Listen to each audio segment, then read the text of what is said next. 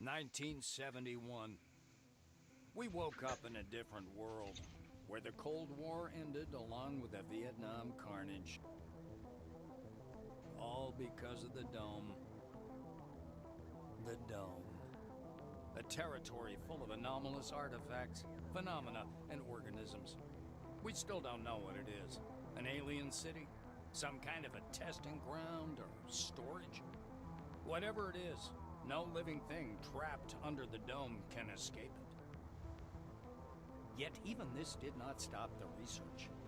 The major powers created the Cronus Megacorporation to develop and explore the Dome. Its secrets became a lucrative business.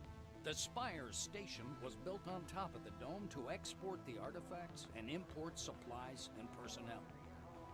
The city of Crystal Sands grew at the foot of the Dome, eventually becoming a major transportation hub.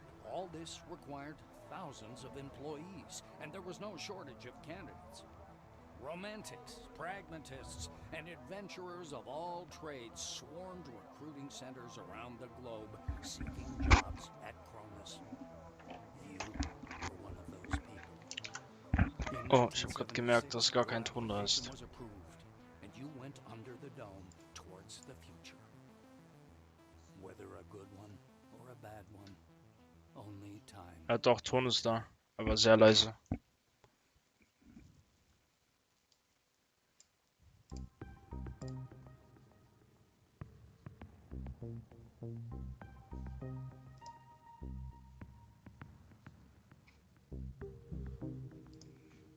Ich muss aber nochmal die Qualität ändern.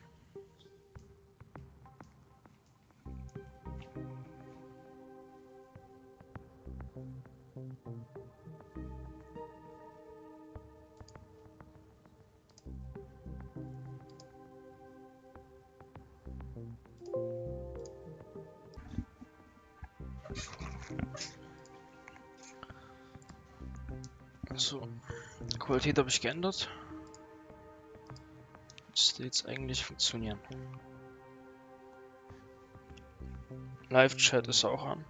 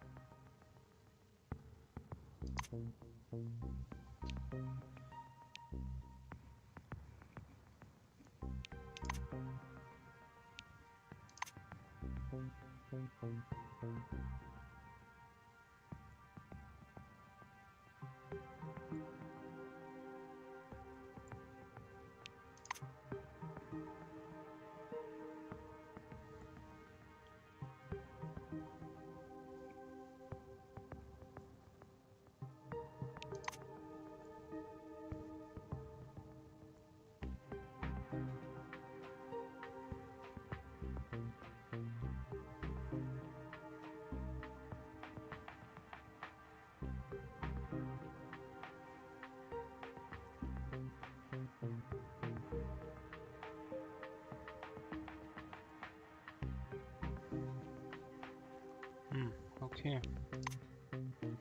Also sie haben anscheinend alle ihre ihre Eigenschaften.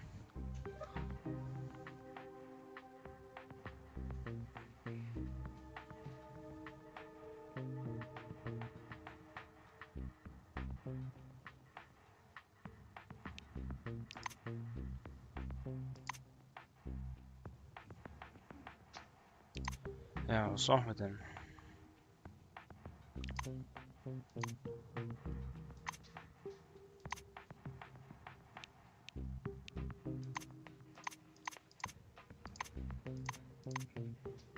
nehmen wir den.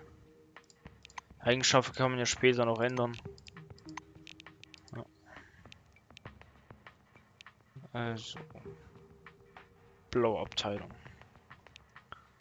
Wollten wir.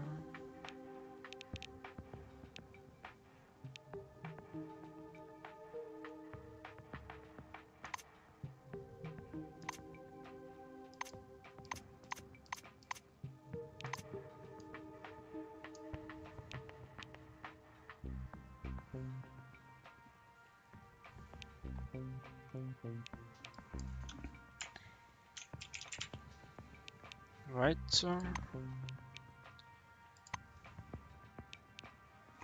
Wahrnehmung.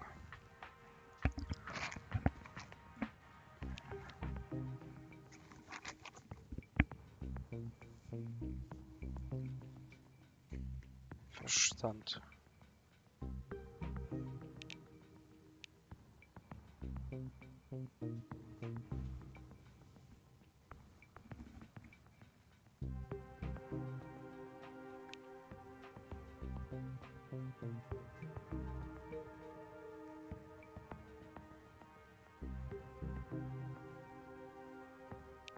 Ja, eigentlich kann man es so lassen. Weiter. Leichte Waffen. Ich gehe für eine Handfeuerwaffe. Lebewesen verlieren.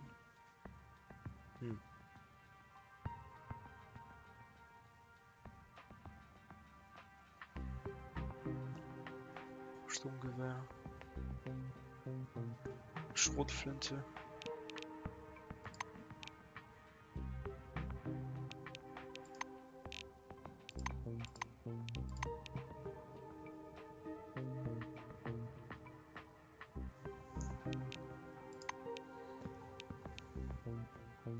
Ich kann auch Nahkampfwaffen nehmen, wenn ich will. Aber nee.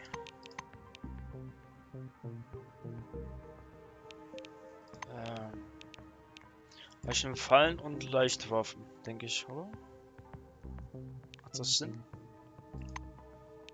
Fahrzeugsteuerung. Strafe.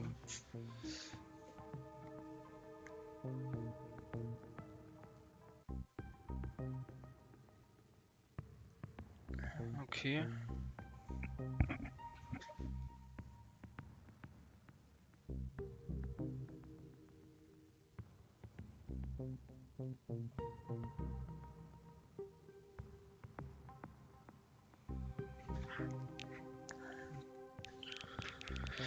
Fahrzeugsteuerung.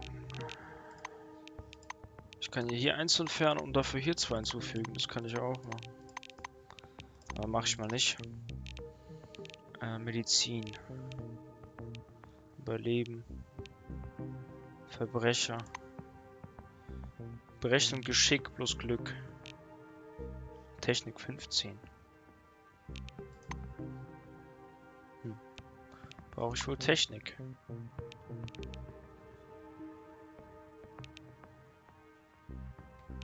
Ja, ich war Verbrecher.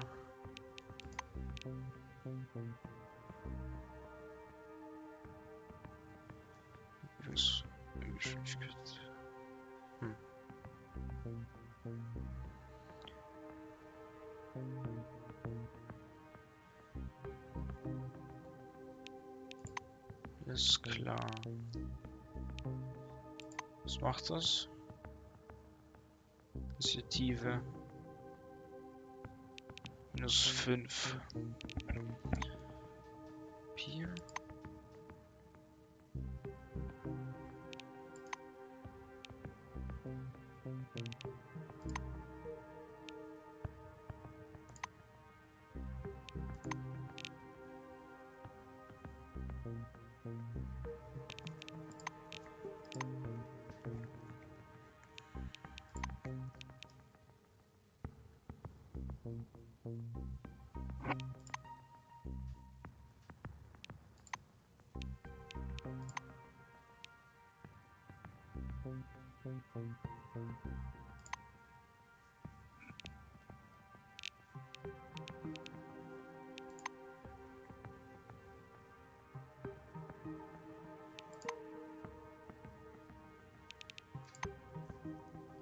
Tja, was nehme ich denn jetzt?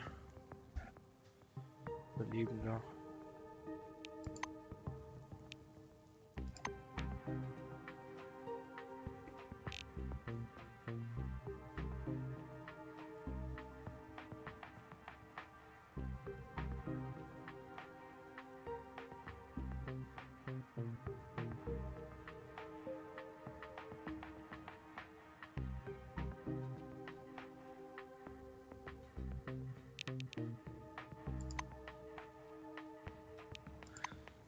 Also diese ganzen Eigenschaften, die haben auch irgendeinen Haken.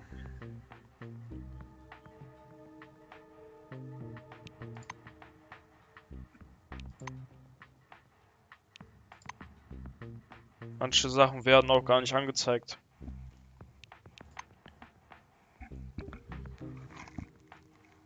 Tja.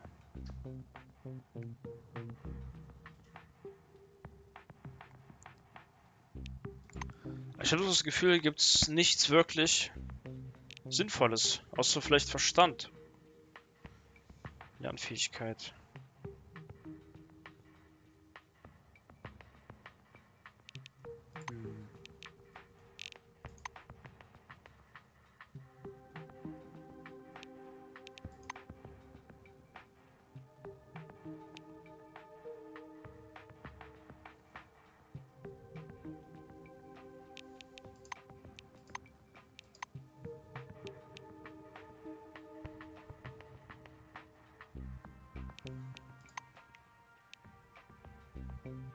Hm.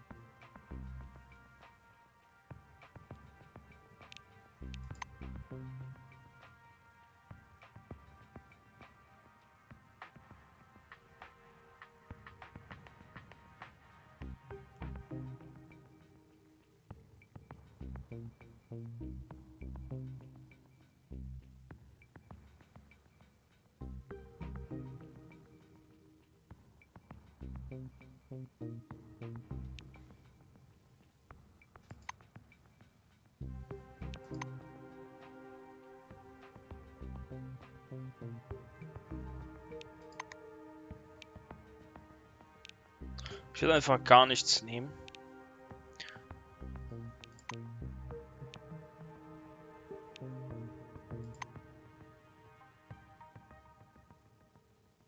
Weil ich habe bis jetzt irgendwie noch keine Eigenschaft gesehen, die sinnvoll für mich jetzt ist. Es ist etwas, ja, etwas komisch.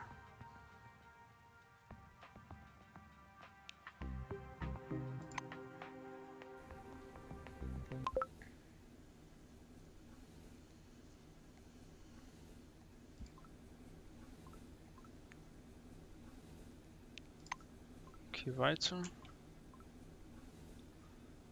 Reden, Elsa.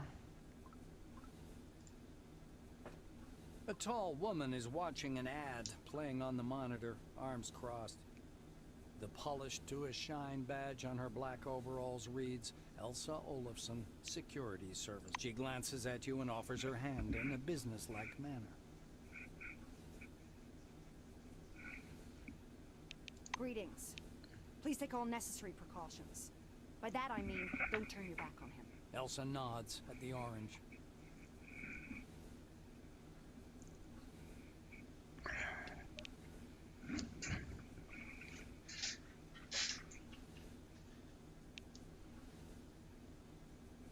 I just follow orders.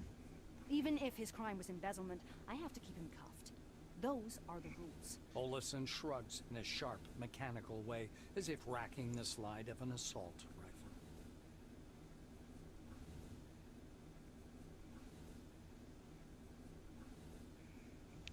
Our friends from the administration didn't deign to inform me about this man's record.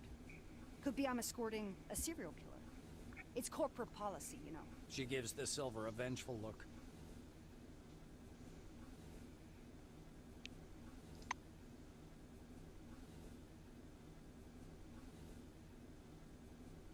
Ja, das ist der Einzige, der gefesselt ist. The orange is dressed in a new jumpsuit. The shiny badge on his chest reads, Quentin Bisley, laborer. He's side-eyeing the screen skeptically. Despite his tired, grim expression, his gaze is open and friendly. However, the general impression is unmistakable. There's something frightening about Bisley. The orange's face stretches into a broad smile, baring his dentures to the world. Like everyone, duh. In a black car, under guard.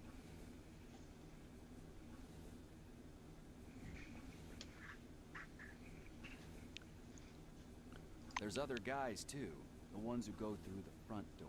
He nods at the black-winged woman beside him. Her nose wrinkles in displeasure, but she says nothing.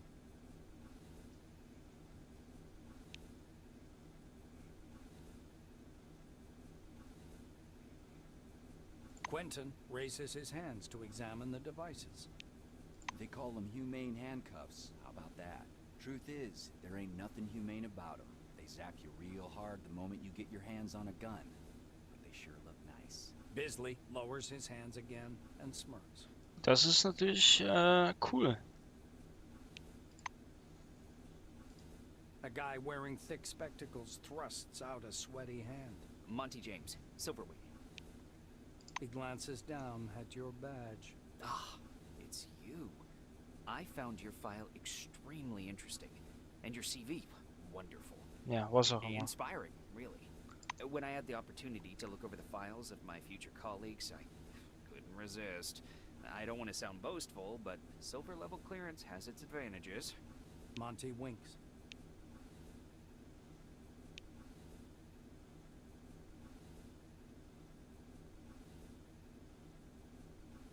Monty makes a ring with his thumb and forefinger. You were number 63,784 on the waiting list, but you were lucky enough to get into the dome after only 16 months. Besides that, zero, nada, absolutely nothing. You're a dark horse for both the Foundation and myself. How exactly did you end up in this wing?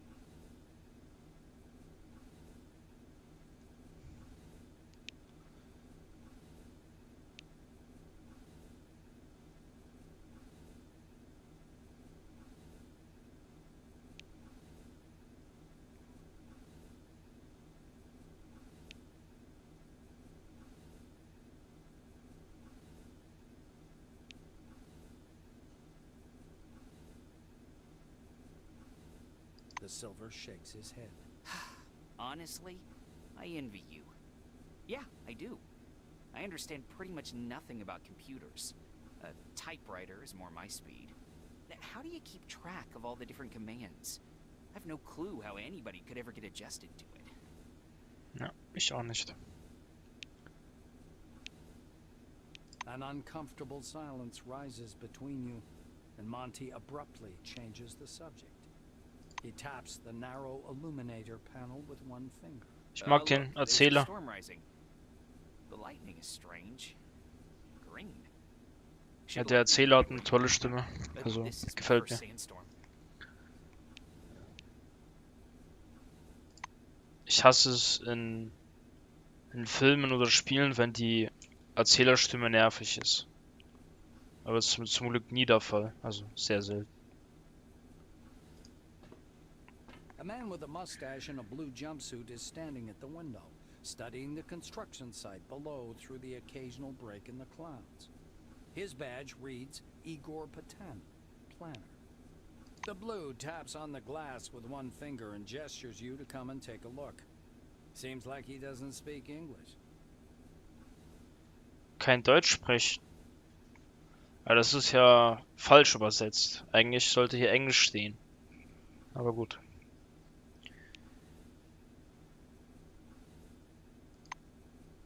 Ja, wir können leider mit ihm nicht sprechen, weil wir keine Rhetorik haben. Pale young woman is sitting at the Schade. window, leaning against the illuminator. The glass is slightly fogged with her breath. She turns to you. Her shiny badge reads Tomoko Kimura, physiologist. Okay. We've crossed the border. No way back now. Even traveling by the funicular wasn't so thrilling. The white presses small hands to her blushing cheeks. you were thinking, why have no children been born under the dome? I've got a working hypothesis, but I'm not ready to share it yet. She says softly, as if answering a question you didn't ask.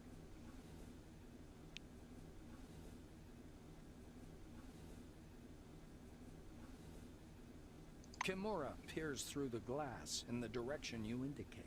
Oh, that's the aircraft that crashed into the dome during the first expedition. I believe that's a wing fragment, and there's some white canvas. What do you think that is? Maybe a parachute? The white shakes her head, bewildered. I just can't believe it. It's all true. We're on our way to meet the future. Aber krass, also das Game hat wirklich ein sehr kleines Team und das wurde durch Kickstarter finanziert und das ist einfach, also es fühlt sich an wie, ich sag mal, ein Divinity-Titel, wo halt die Stimme, also die Stimmen da sind und der Sprecher. Also es ist nicht immer der Fall, dass ein Sprecher mit dabei ist. Vieles muss man auch lesen, ohne Sprecher. Kimura shoots you a surprised look. You're familiar with the details of the briefing, right? To put it simply, the dome is a selectively permeable environment. The white draws an invisible hemisphere in the air. Inorganic objects may exit the dome without difficulty, but any living creature dies if transported back to the outside world. That's why we're all stuck here for an indefinite period of time. Kimura is eyeing the dome's mesh, glittering in the sunlight. Supposedly, it's something to do with the atmospheric composition, but it's a weak theory. The difference of the air within the dome is so insignificant as to fall within the margin of error. Or to put it more simply, there is no difference.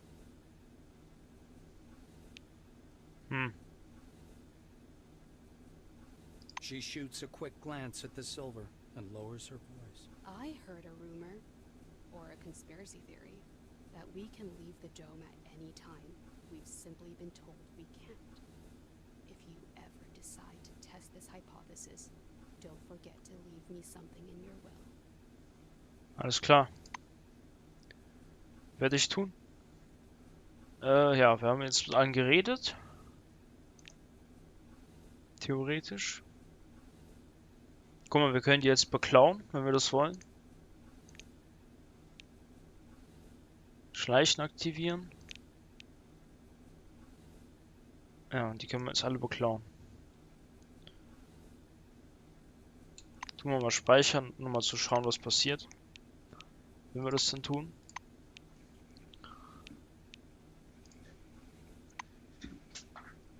Würde mich einfach mal interessieren.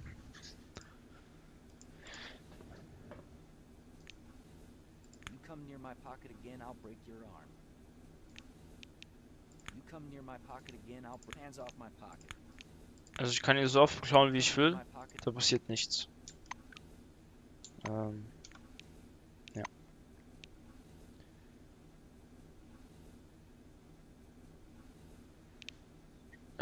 Schleichen. Hey, you better not try to swipe anything around here. Also schleichen kann man nicht, weil man von allen Hey, I saw that. gesehen wird. Ja. Don't even think about it, thief. Ja, also beklauen kann man die nicht. Stopping by the door's porthole, you watch as the ground slowly approaches.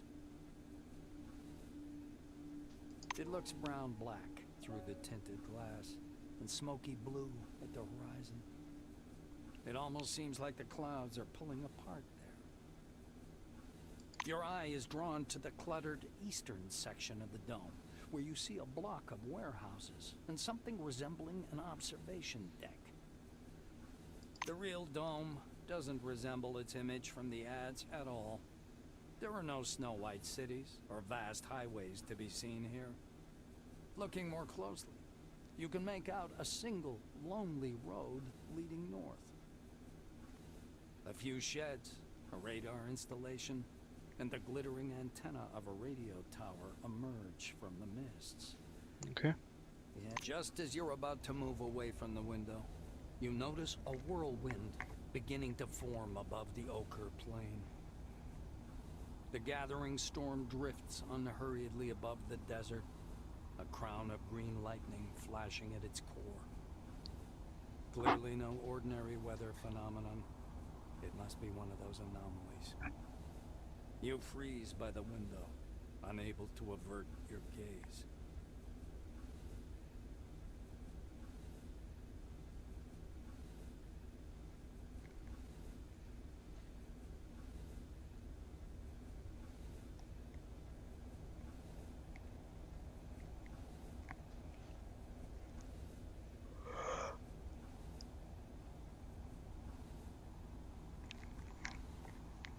The outlines of the landing site, blurred by clouds of dust, appear behind the greenish glass of the porthole. The capsule shudders as the braking devices engage.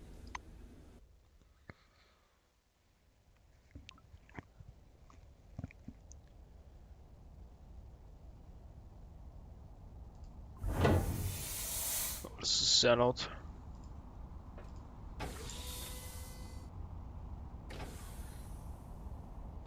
Tür geht auf.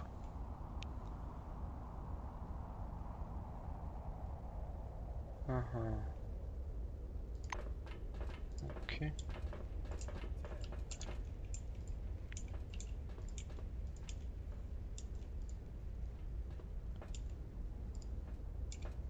Come here. Come on now, or you'll miss everything. A cheerful man in a white lab coat grabs you by the sleeve. A badge reading Ludovico Nuzzi, scientific analyst, export department, dangles loosely on his clean uniform, which still smells pungently of washing powder. Look over there. He points upward with a sharp, wide gesture and hands you his field binoculars.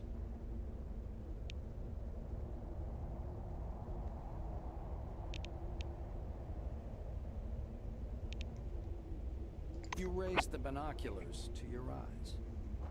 Under fourfold magnification, the whirling cloud above the rust-colored plains looks even stranger. Its core glows with flickering green light and flashes rhythmically, and that rhythm seems to form a complicated pattern. Nuzzi bends close to your ear. Fascinating. Do you want me to bring some filters? If we intercept the red and blue spectrums, we'll see something amazing. It's like a signal, some kind of message.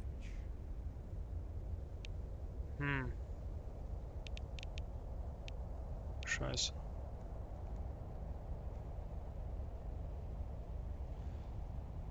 Also ich bin mir fast sicher, dass diese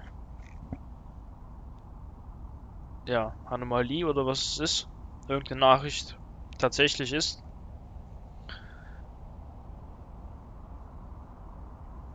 I don't know. Ludovico laughs unnervingly and snatches the binoculars from your hands. With the binoculars raised to his eyes, he minutely adjusts the focus. It's a massive whirlwind north of Concord, and not merely some desert sandstorm. That's an anomaly. I hope it lasts long enough for me to make a proper observation. Eine Aufklärung brauche ich auf jeden Fall mehr. The scientist looks blankly at you, then down at his lab coat. Ah, this? This? He lets out a blaring laugh. Ludovico points at the building behind him. I work in Concord Station, categorizing relics. My job is to classify them by rarity. Then the blues package them, silvers issue the documentation, and oranges move them to the cargo capsule. Just like the one you arrived in. Nuzzi points upward. Then the capsule takes the relics way up there, all the way to the spire, then to Crystal Sands by the funicular. They get auctioned off and turned into money. It's not like I endorse this, but we all like ourselves a good paycheck, right? Ja, natürlich, natürlich. He offers you his binoculars once again. Do you want to have a look at the spire? It's amazing. But then you can look at the spire anytime. Now that sandstorm, that's what's truly amazing. Nazi looks from you to the capsule and to the landing terminal entrance. He flings his arms up. Oh, mi scusi. Excuse me. I'm so sorry. You'd better get going or you'll be late for check-in. Your Ja. colleagues are already inside, and the storm is growing stronger.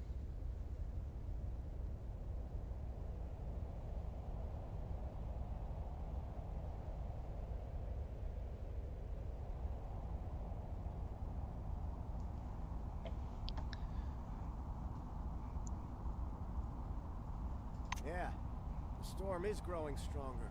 The White mutters in fascination, eyes glued to his binoculars, which is fixed on the spinning whirl of clouds. Welcome back.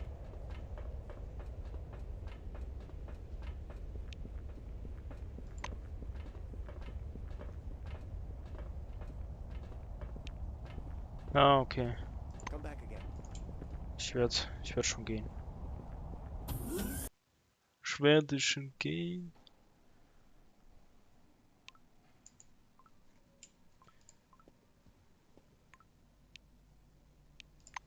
Okay, was ist meine erste Quest?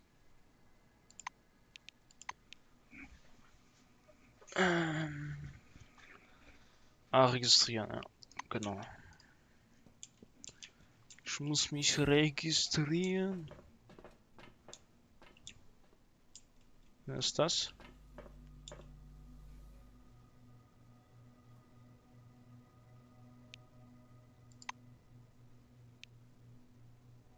What do you want?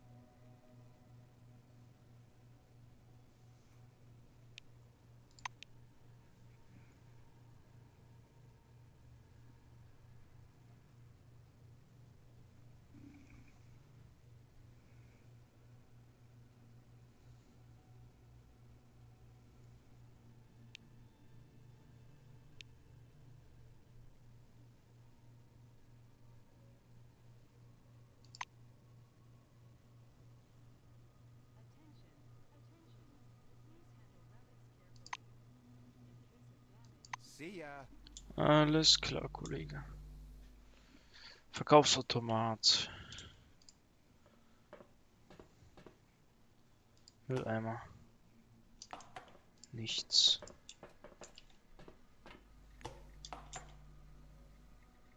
Das ist Monty wieder. Mr. Rayhead, would you bring me a cup of coffee, please? Colleague? Well, never mind.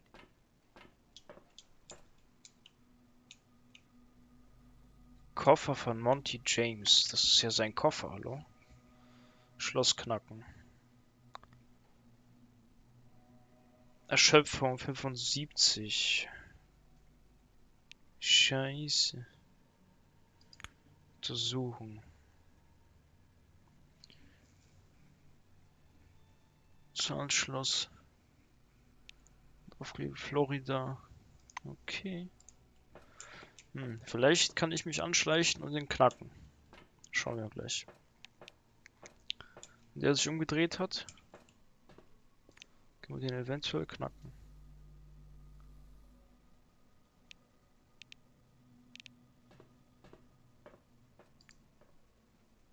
I'm gonna call security now, you goddamn ninja. Scheiße. Hey, I saw that. Wie kann er das sehen? Er ist... Der ist so komplett umgedreht. Wie kann der das denn sehen? Daher. Soll ich hier hingehen oder was? Hier sieht man nichts.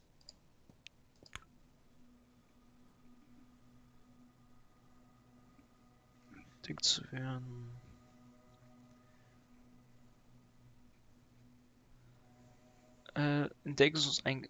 Ach, eine Entdeckungsanzeige wird eingeblendet. Wo ist die denn?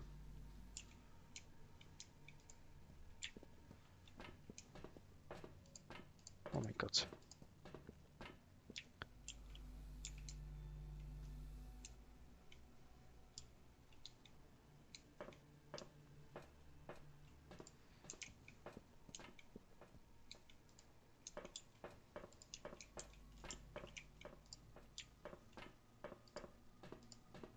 Oh, never thought this would happen.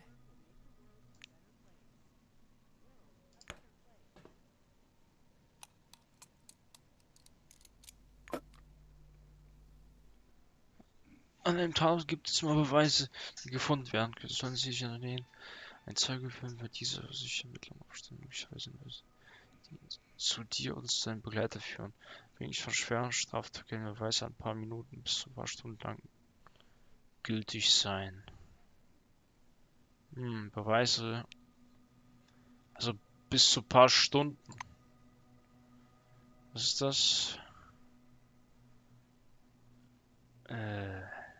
Ja, wirklich.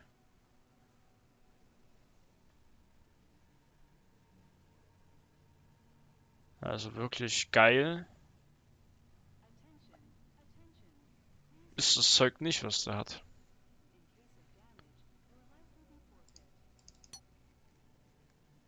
Aber wir nehmen es trotzdem.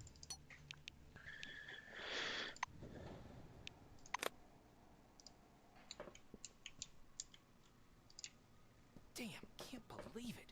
I'm surrounded by thieves. Fuck.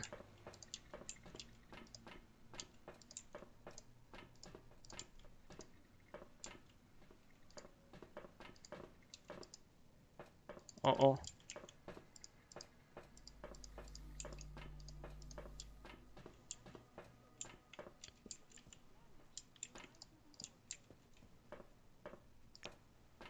Untersuchung. Tja, müssen wir jetzt schauen, wie lange der da jetzt steht. Es hat sich nicht wirklich gelohnt, den jetzt zu beklauen. Weil der hatte ja fast gar nichts. Das ist ja eigentlich lächerlich.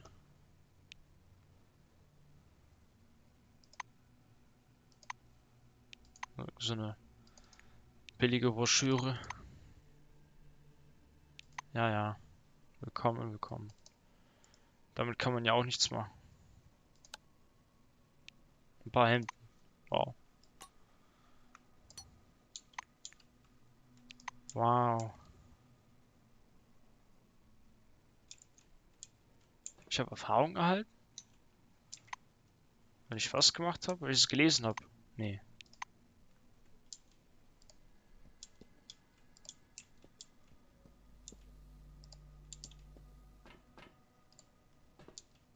Also, das ist anscheinend eine Straftat, die ich jetzt gemacht habe. Ich habe eine Straftat begangen.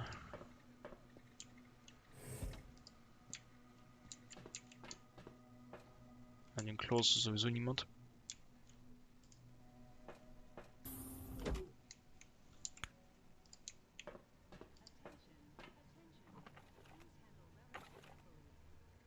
Ein Mob.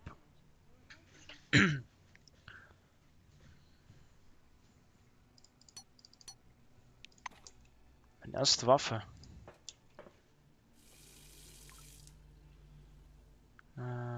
Okay. Was ist das? Initiative, Hitzeresistenz.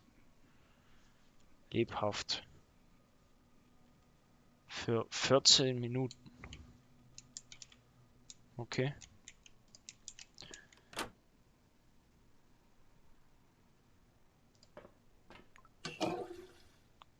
Kaputte Toilette.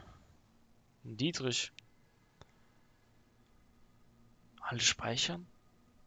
What?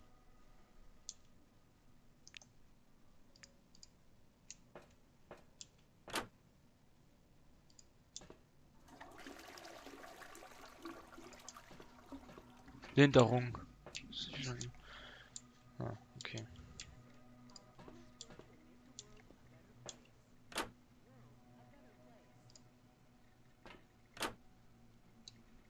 Also in der Toilette ist ein Dietrich, das muss ich mir auf jeden Fall merken. Staubsauger. Okay. Sonst kann man nichts machen. Wasser benutzen. Ist cool, man kann ja so viele Sachen benutzen, das finde ich immer cool in Spielen. Trocken und warm. Ja, cool. Ja, das habe ich. Speak quickly. Fuck. Das,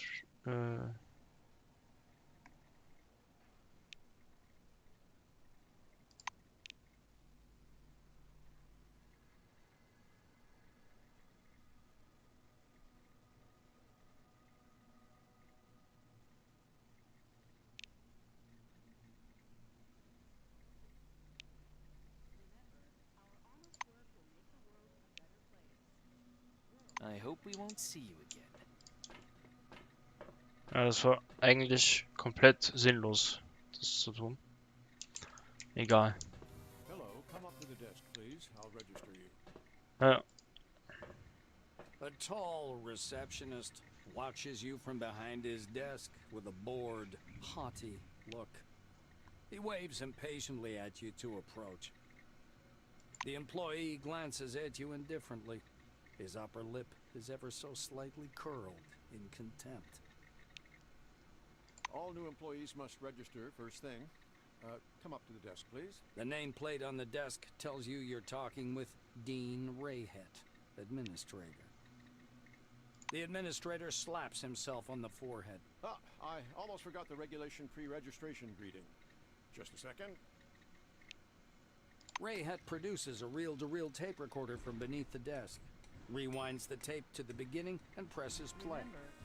The speakers explode with a harsh, crackling sound, over which the tick-tick of a metronome slowly grows louder.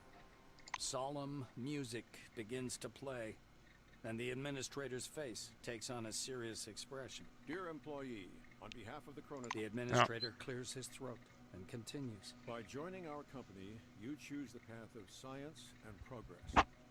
You are among mankind's best, and we ask that you Dean squints down at the monitor. deserve this title, do your job honestly, obey the law, respect your colleagues, and... The music fades, and the administrator finishes Ja. and puts the tape Whatever. recorder away. Now that we're done with the official greeting, I'll register you and upgrade your Selectron. Okay? Dean's hands hover over the keyboard. He gives you a nod.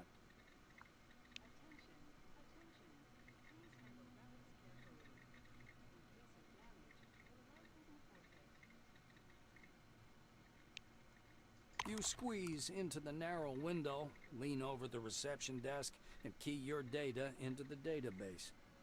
After entering Proceed, you return to your seat. Dean mutters discontentedly to himself as he moves back to his terminal. Rayhet scans the computer screen. So your position in the waiting list was 63,784. You've been assigned to Magellan Station. A special bus will bring you there after a series of briefings. Please pass me your Selectron so I can update the firmware.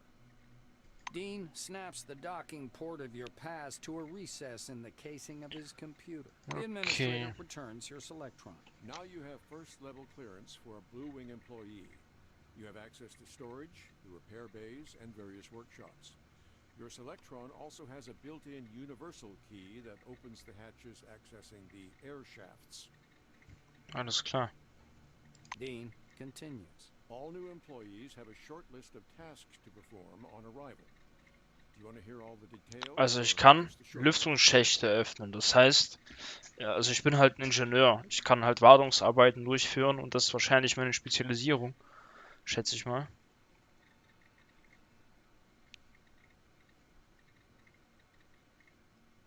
Rayhet snorts. To make it short, get your uniform from storage. Ja, and das, sits back in his armchair. That's it. I hope Rayhet, he reaches das, as he's das about ist to halt das turn away. Tutorial. Jetzt muss man halt ein bisschen, ja. Seine erste Waffe kriegt man jetzt. Und eben seine Fähigkeiten. Aber ich finde es cool, dass es hier die, also es ist genauso wie bei Divinity, dass wenn man Sachen klaut, dass man sofort verdächtigt wird, wenn man in der Nähe ist. Das finde ich sehr cool gemacht. Und das Schleichsystem ist deutlich, ja, deutlich interessanter als bei Divinity.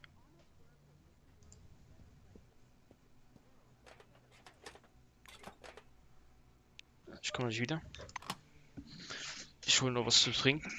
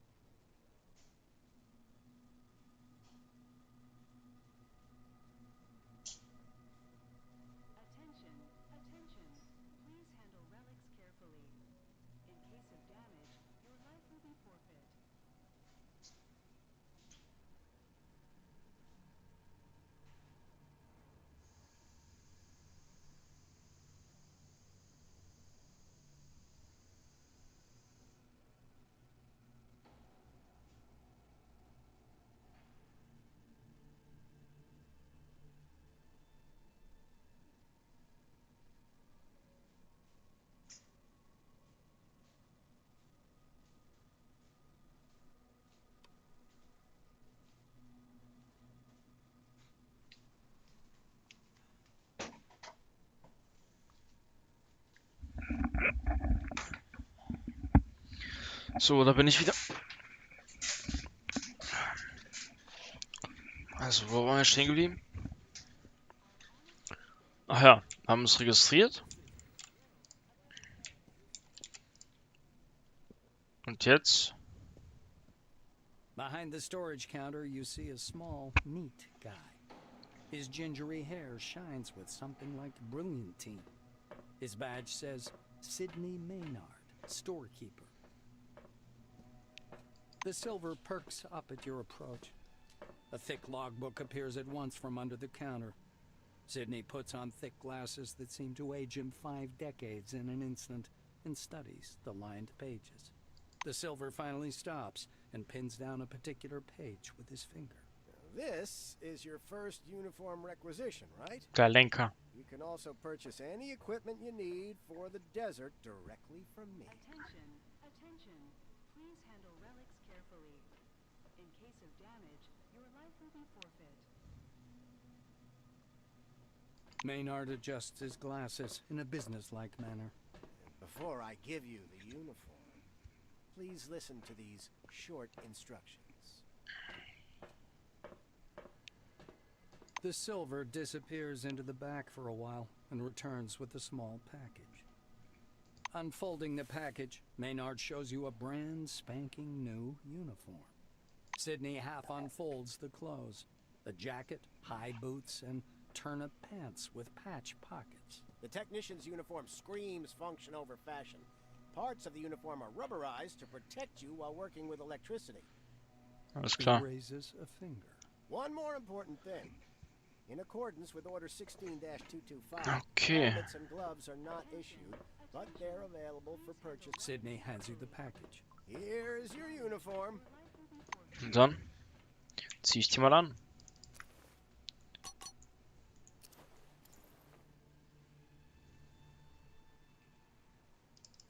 Und mein Besen, den ich putze. Das sieht super kloppt aus mit dem Besen. Ah, Mann. Was ist das? Kristallhaufen.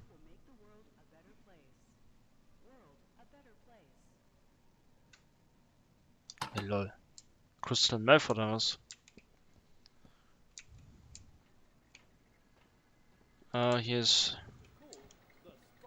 Well, hello there.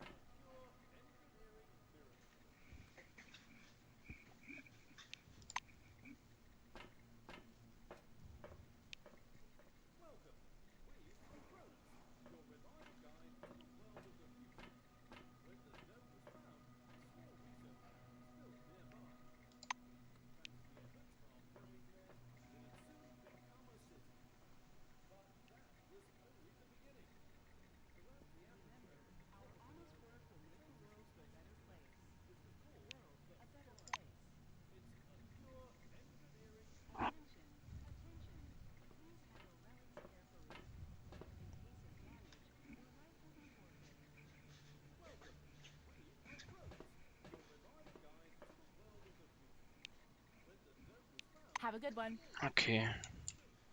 Also da kann ich nicht hin. Aber interessant, dass man mehr Möglichkeiten hat.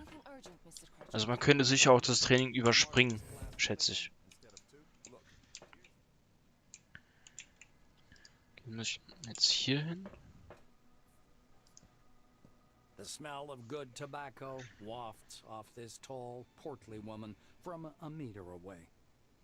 A black lacquered pipe, an open logbook full of signatures, and a metal flip calendar sit on the counter in front of her.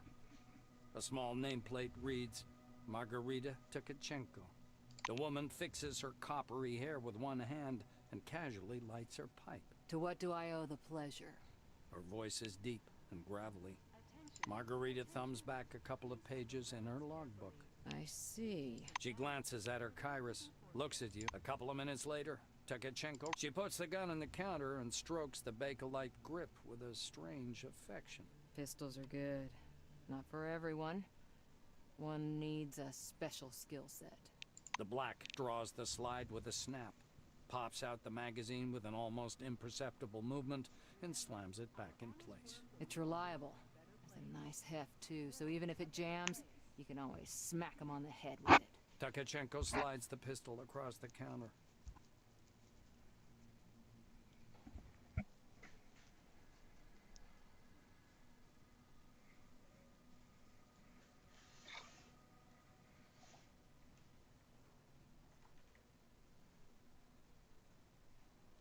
Ach, lol.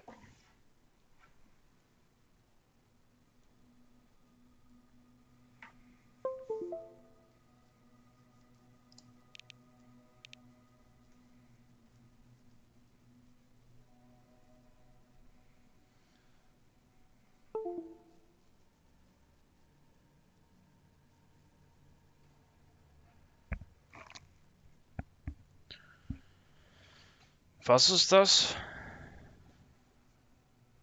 Ein MOPP?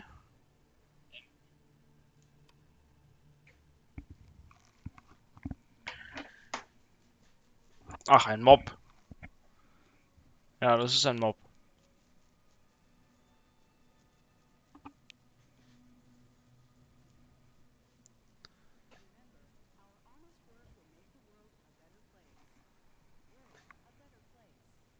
Ist nur also ich habe erst jetzt die Nachricht gesehen, weil die Nachrichten teilweise erst später erscheinen.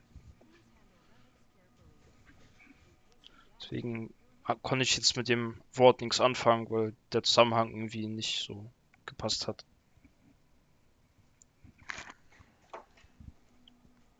Das ist halt der große Nachteil bei YouTube, dass die Verzögerungen teilweise ziemlich krass sind. Das ist halt bei Twitch anders. Und die Qualität ist auch generell bei Twitch besser. Ja, was mache ich jetzt hier am besten?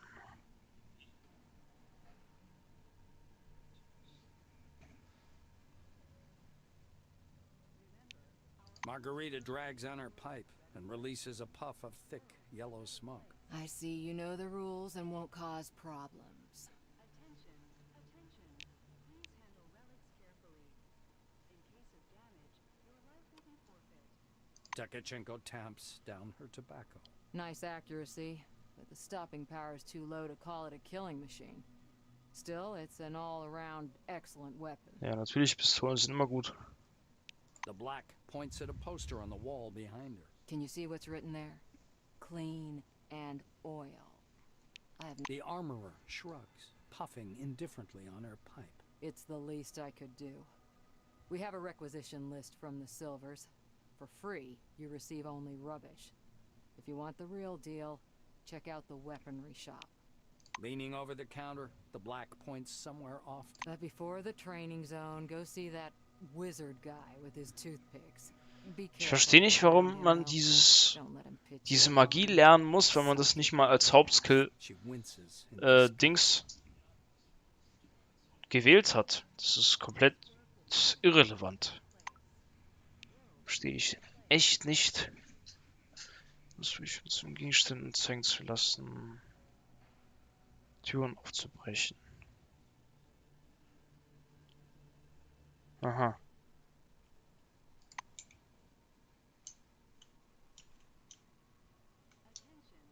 Aha, okay. Interessant.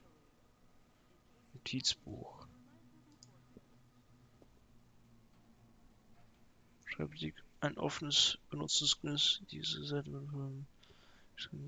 Aha. Na, für den letzten Eintrag. Das Attention, attention. Please handle relics carefully. In case of damage, your life will be forfeit. Mhm. Our honest work will make the world a better place. A better place.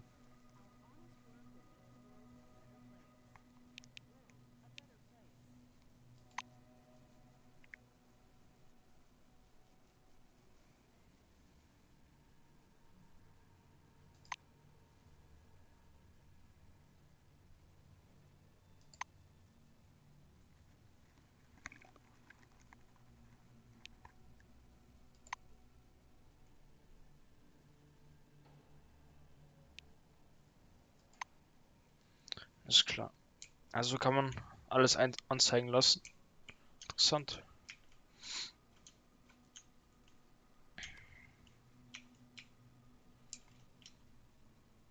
Das ist der Schleichradius anscheinend. Interessant.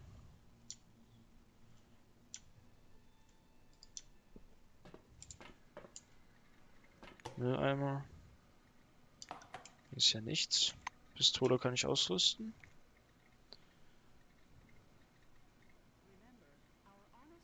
Waffenreichweite 16 Meter. Okay.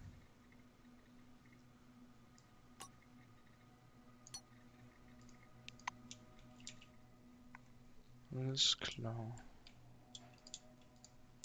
Okay, dann muss ich jetzt hier hin. Denke ich.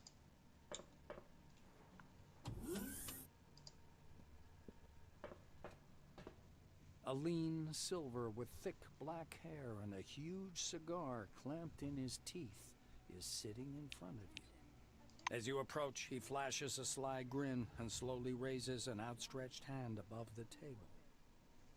Something really weird happens. All the paper clips, pencils, scattered toothpicks, and bits of trash float up from the table and hang in the air. The silver badge reading Andrei Mihai, Science Instructor, floats up as well. The silver trills with laughter. He approves of your reaction. The objects fall back. Here for the briefing, huh? Shall we get to it? He takes the cigar out of his mouth and exhales a lush. The silver props his elbows on Ja, the Psionik ist nicht so mein Fall. Ja, es ist so eine Art moderne Magie, sagen wir mal so. Not waiting for an answer, he grabs your hand with strong, dark fingers. Andrei gropes your hand briefly, then lets go, disappointed. The pills, huh? The anti-migraine, sleeping pills, neuroleptics, downers. What do you mean you don't take them? Well, off you go then. That means no talent, huh? Why waste time? No wasting time now. But alas, regulations demand it, so I'll give you a glove too. Regulations, huh? Das ist eine Vorschrift. The silver Okay. takes a thin glove covered in talc from his desk and passes it to you. Look, a glove, right? But it isn't just a glove. This is an mama Also die tight glove. Übersetzung ist nicht wirklich die beste bei manchen Sachen. Zum Beispiel Lenker wird komplett falsch übersetzt. Macht überhaupt keinen Sinn. He counts off on his fingers. Learn psionics. Put on the glove. Transform energy into the necessary shape. That's the whole briefing. Simple? Simple. Now to your questions, huh?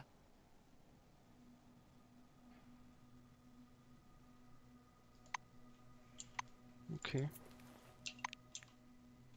So, speichern.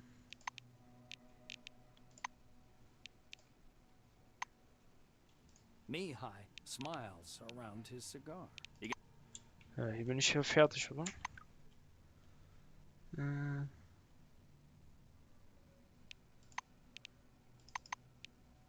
Attention, attention. Please handle Ich- relics carefully. In case of damage, your life will be forfeit. Okay, das ist jetzt... Aha, aha. Zwischenorten stehen nicht ganz respektieren. Okay. I'll complain to the Silvers about that idiot. They'll take the appropriate measures. I hate those oranges. What the hell do they break locks for? Guck mal, da ist ein Spind. Kann ich durchsuchen?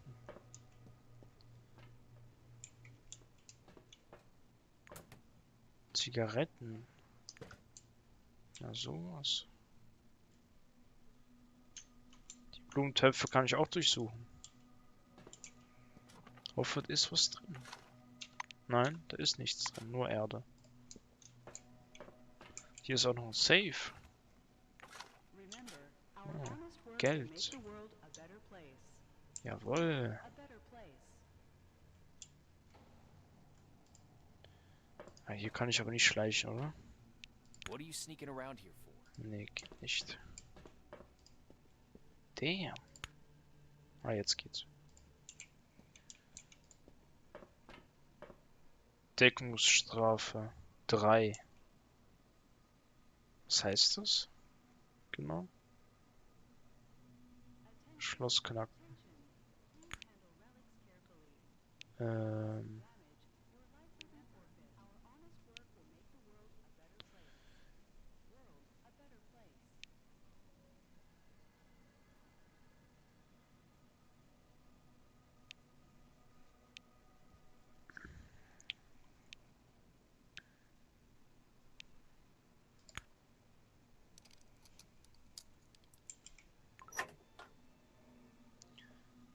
Da liegt Staub.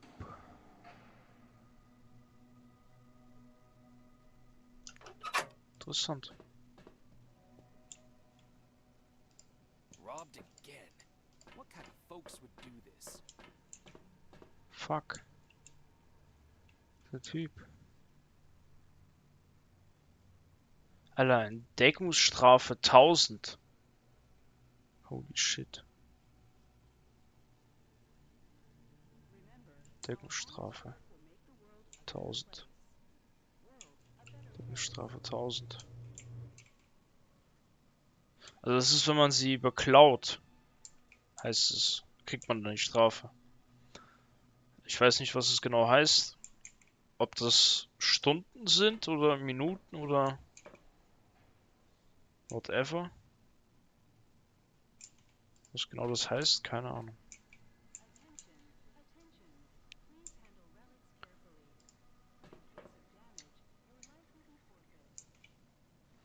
Aber nehmen wir mal an, ich tue jetzt das Zeug, was ich geklaut habe, tue ich jetzt hier rein. Dann müsste mir doch eigentlich nichts passieren, oder?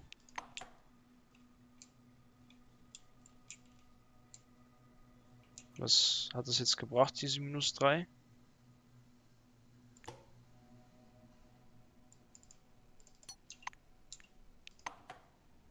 -3. Was bringt mir das? -3.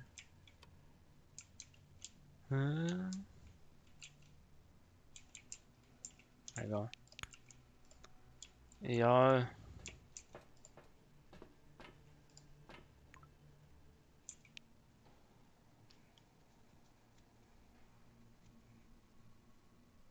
Speak quickly.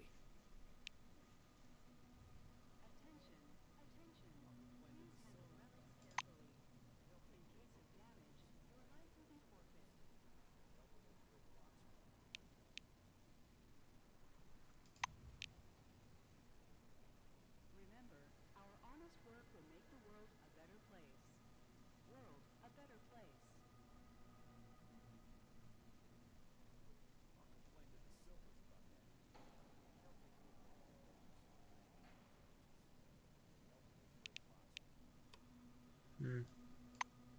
Scram. Ja, ich werde mal laden, weil das ist richtig sinnlos, sowas. Also, in einem Tutorial zu klauen bringt gar nichts, habe ich gerade gemerkt. Der ist wirklich nur Müll. Man kriegt da nur Ärger und das lohnt sich einfach nicht. Das lohnt sich nicht. Verstehst du das? Das lohnt sich nicht. Attention. Please handle relics carefully. In case of damage, your life will be forfeit.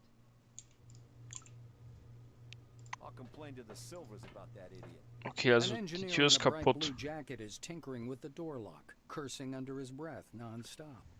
Blowing a curly strand of hair off his forehead, he turns to you. Also bis jetzt finde ich das Spiel sehr interessant, muss ich sagen.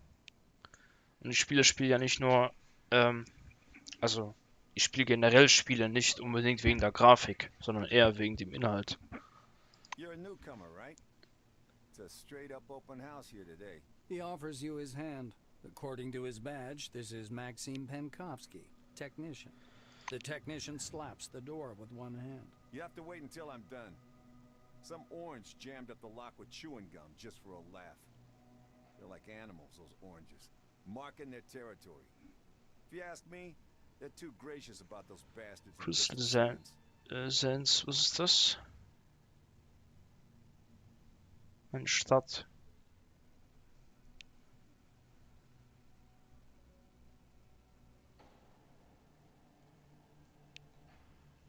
Penkovsky chuckles. Looks like you don't get it. Tons of relics pass through Concord. The base is laid out to make everyone walk a single route, with the top level as separate as possible from the bottom. You get the memo? Alles klar. He turns back to the lock. So in the meantime, take a load off. Have a coffee. Loosen up. Watch the storm through the window. You'll be seeing a lot of those out here. Maxime extracts a thin, sharp, precision probe from behind. Though there's another way. You want to learn something about picking locks? It's a useful skill in all sorts of situations. He looks at you expectantly.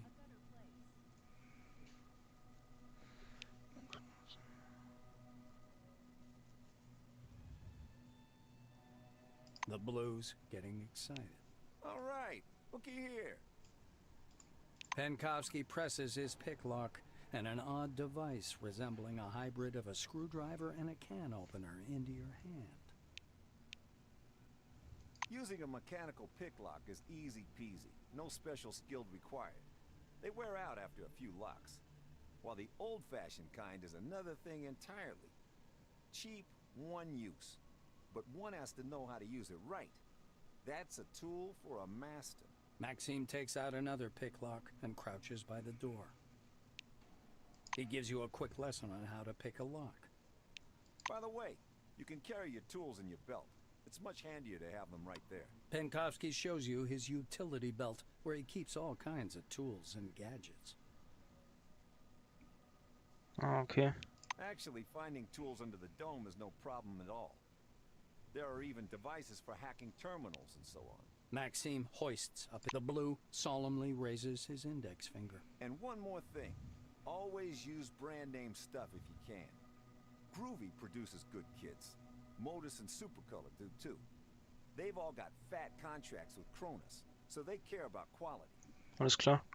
He looks at the door again. Gut zu wissen. Damn these locks. Though I'd rather be doing this than fixing hab pods. Those are a real pain in the ass.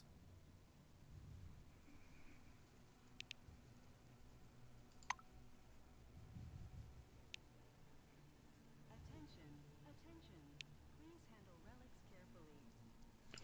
Alles klar. Your life will be forfeit. Also diese Tür kann man I nicht... repeat, get a lockpick and attach it to your utility belt. And then, apply it to the door. Yes, apply is the proper word. leider habe ich kein Utility Belt. Schade.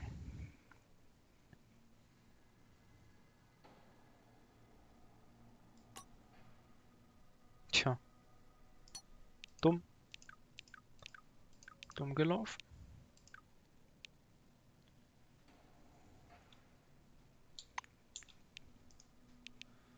Ich frage mich, warum ich das nicht habe.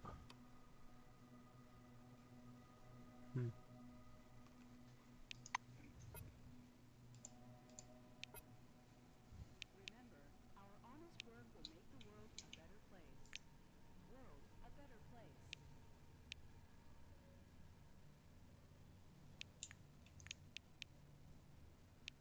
I repeat, get a lockpick and attach it to your utility belt. And then, apply it to the door.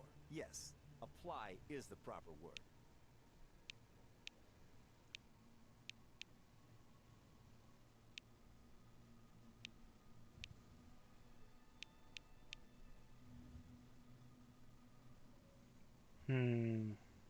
I repeat, get a lockpick and attach it to your utility belt. And then, Please handle relics carefully. you're doing great. In case All of right, damage, off you go. your life will be I'll keep forfeit. working on this lock because of that orange. Hey-oh. Alles klar.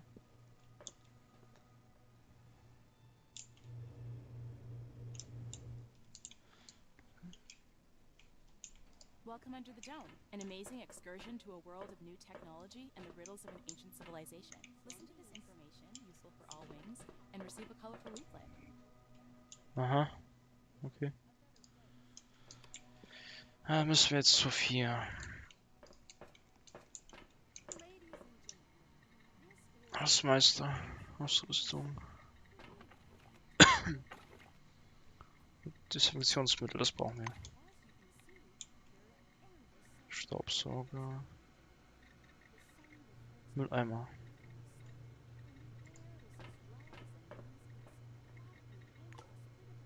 Eine Schere? Ach lol. Man kann hier sogar ein Schloss knacken. Das ist ja krass.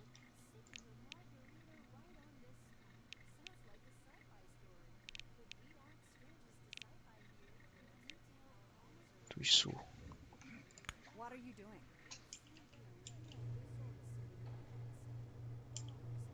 Ja, das ist natürlich hier gefährlich, ne? So viele Menschen sind. I don't know about you, Welcome under the dome. Ich kann An einfach amazing meine excursion Finger to nicht a world davon of lassen. technology. Ich will schauen, was die... Hier gibt es doch sicher Getränkautomaten irgendwo. Ah, hier ist einer. Das ist, glaube ich, auch der einzige, der hier ist, oder? In case of damage, your life will be forfeit.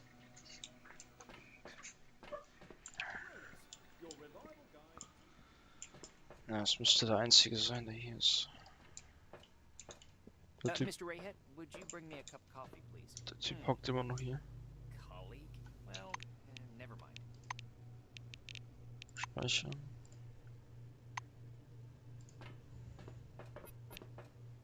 Are you trying to hide? Hey, I saw that. Hey, I saw that. What are you sneaking around here for?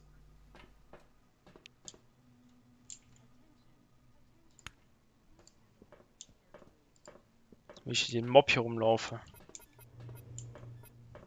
Wie ein Bekloppter.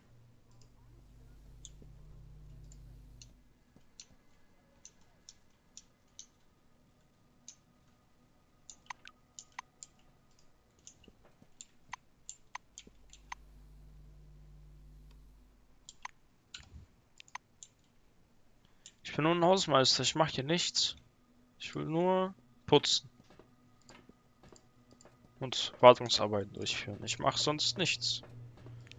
Ich mache wirklich nichts. Ich wollte nur mal kurz ein Schloss knacken. What the? Tja, scheiße. I don't like you.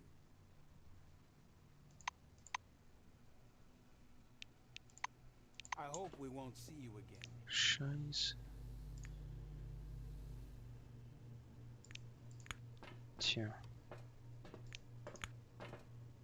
What are you doing? Stop. Der I can see you, you know. kann ich jetzt nicht verschleichen. Fuck. I'm gonna call security now. Goddamn ninja.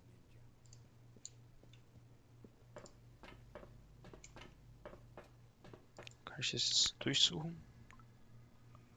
Ja, ich kann. Also das lohnt sich überhaupt nicht, die zu knacken. Null.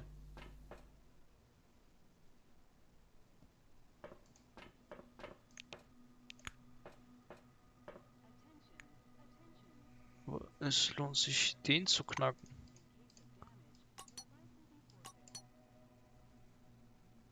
Fixe.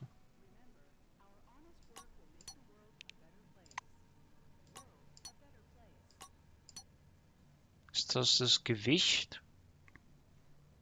Ja. Nein, das ist der Wert. Ach so, okay.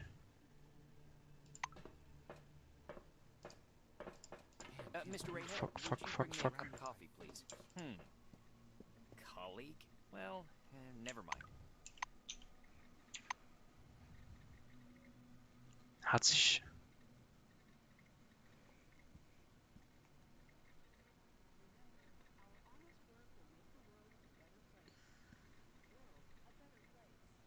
Neun Stunden. Lol. Technik plus 5. Zimmermannshammer. Er ist so cool, wie die Verbrechen gehandhabt werden.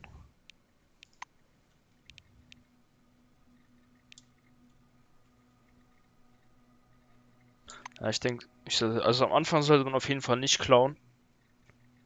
Schätze ich mal. Deswegen lade ich wieder. Dann schaut ja sowieso niemand zu. Daher ist es auch egal. Well, never mind.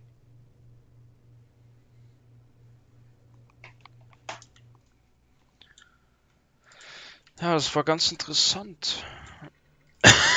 Mal zu sehen, was passiert, wenn man die Leute beklaut. An amazing excursion to a Dies world of was new interesting technology and the riddles of indeed. an ancient civilization. Listen to this information, useful for all wings, Geschützturm. and receive a colorful leaflet. Ach, man kann ihn sogar scannen.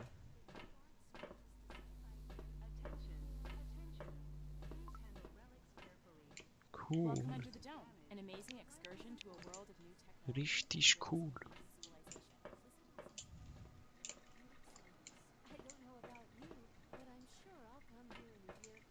So. A middle-aged Botherby frowns as you approach. Your first act is being late for the briefing. You going to be late for your funeral as well?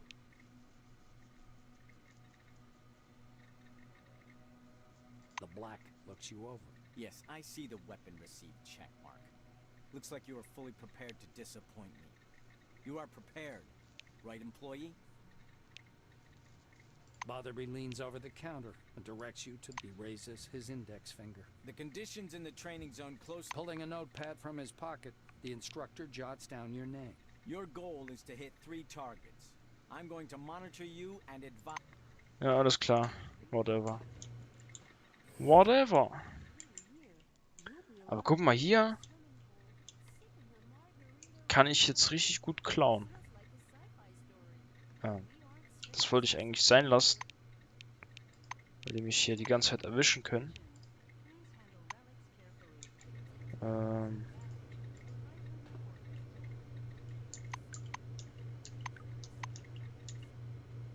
Ich würde mal Schleichen auf Y legen. Eingabe.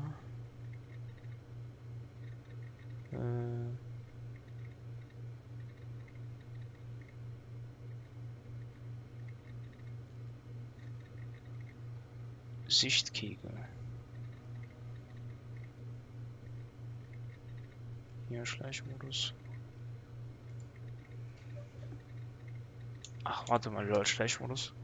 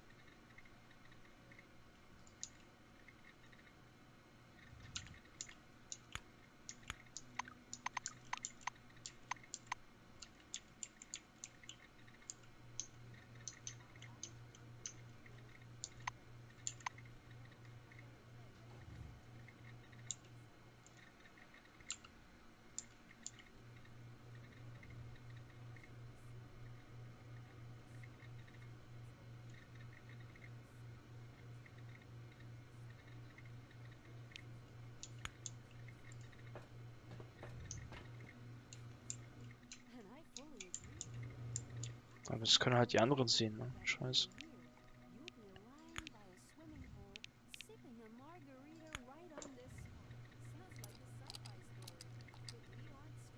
What the hell are you doing here?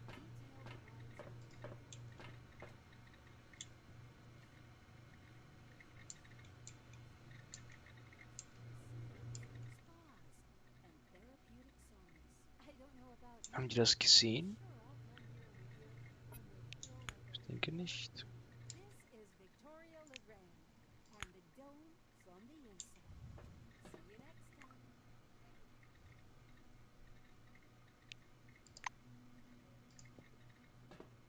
Where'd you come from?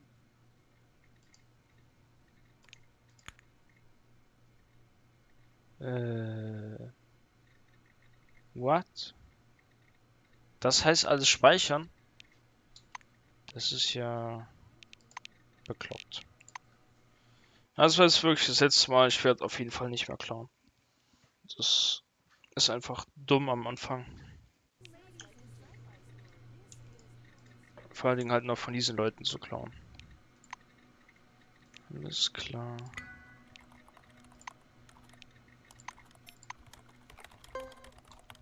Ab zum Trainingsbereich. Okay, neue Runde.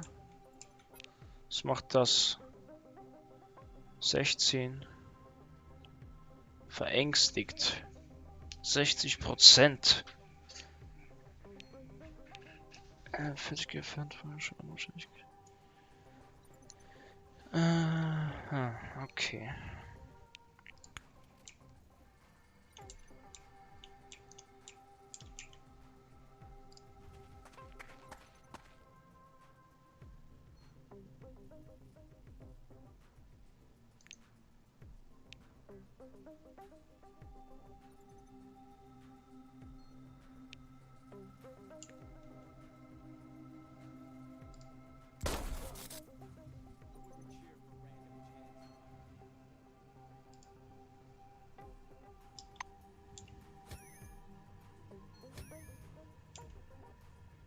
Lol.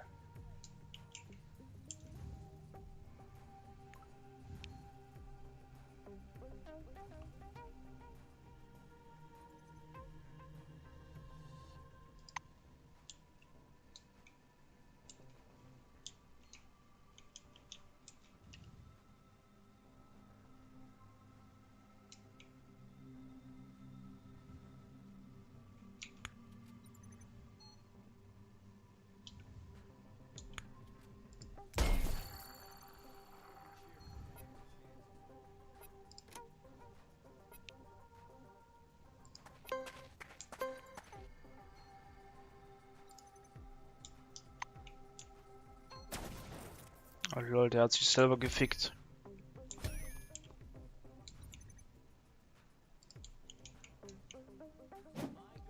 Verfehlt.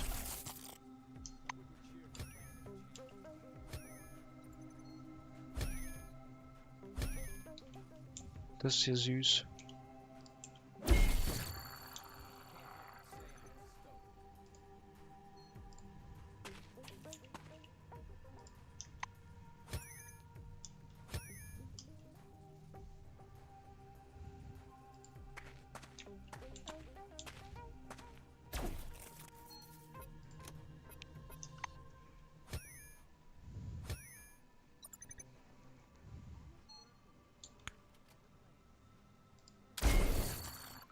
Can't help but say I'm stoked. Okay, muss ich wieder mit dem reden?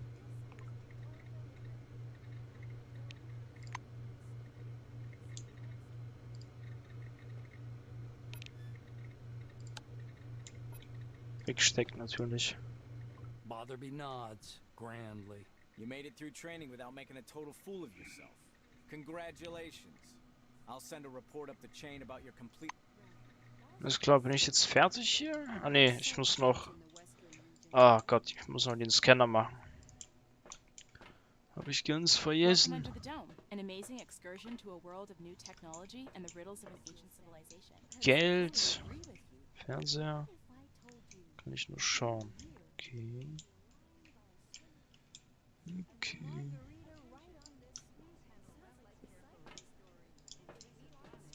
Reliktbehälter.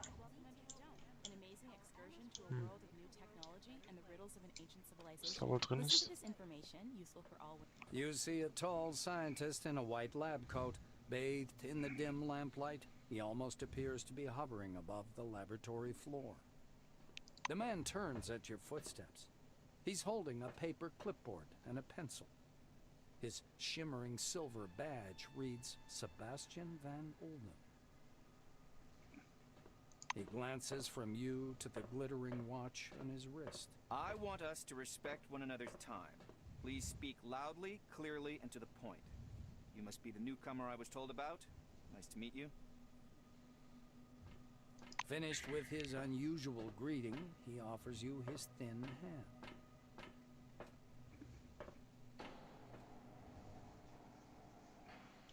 The scientist puts the clipboard aside, raises his watch for a closer look, and sets the timer. Alles klar. Sebastian produces his handheld and clicks some buttons. I checked your scanner. It's working and it's connected to the Minerva database. Everything you scan will earn you Chronos or Forefathers knowledge points. The instructor watches you with displeasure. Ja, He whatever. places that Also, hold and die Mission pushes habe a ich ja schon button mal on his gemacht. stopwatch. So, my oral briefing fell within the allotted span of time. Any questions you want to ask me? The scientist be smooth. Alles klar. Auf geht's. Auf geht's. Please stand by for decontamination to end.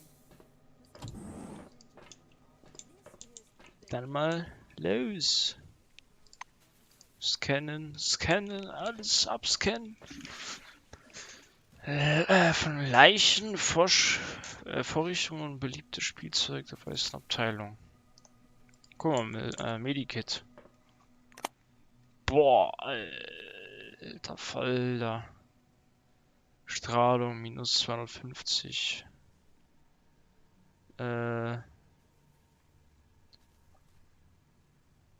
Energieresistenz, Resistenzen. Was ist das? Geschickwahrnehmung. Steroid mit gemischter Wirkung. Was ist das? Suchtneutralisierer. Detox. Crazy Shit. Gleich mal speichern. Speichern. Speichern. Ja, ich habe leider keine Schaufel. Damn. Damn. Herstellen. Feuerwache. Etwas herstellen. Was kann ich denn hier herstellen?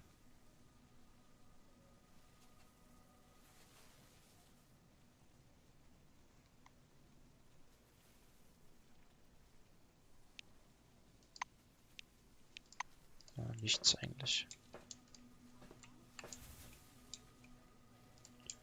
Ja, nehme ich mal die Leiter.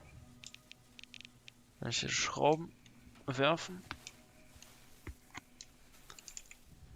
Ich muss scannen.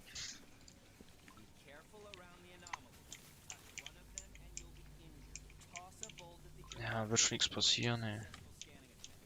Ich muss hier nicht gleich heulen.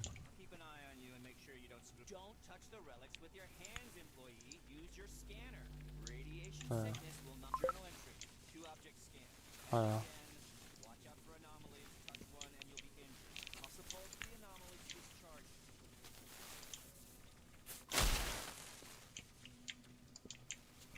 Oh fuck.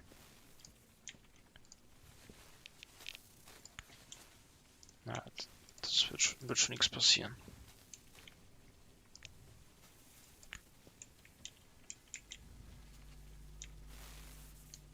Müssten eigentlich alle gewesen sein.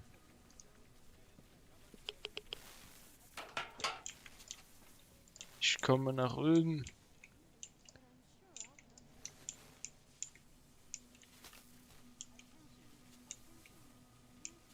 Ich frage mich, was das...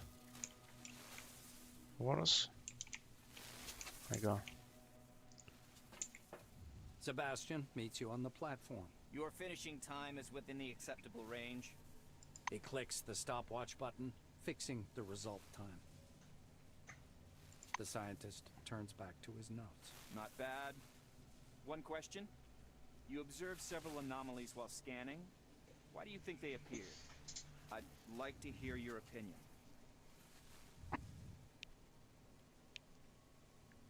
The scientist assumes a superior expression. I knew you'd come up with something like that. I see you understand nothing about the nature of anomalies. So He glances at the shimmering blue light in the eco-zone. the truth is, we don't know the precise reason for these phenomenon either. We actually know nothing, no matter how much we try to convince ourselves otherwise. Sebastian points a thin finger at the clustered lightning. I personally believe that the anomalies are the dome's security mechanism. The ones you saw are relatively harmless, but there are different anomalies in the desert, phenomenon that toy with the human mind. Alles klar. Van Olden clasps his hands behind his back. I know you don't care, but I'll say it anyway. Scientists today are required to be wonder workers who can heal cancer with a wave of their hand and solve the secrets of the universe during their coffee break. For some reason, no one wants to understand that fundamental science is always an investment in the future. It produces no answers here and now. The White's gaze strays back to his clipboard. Aha, Something terrible happens under the dome one day. okay.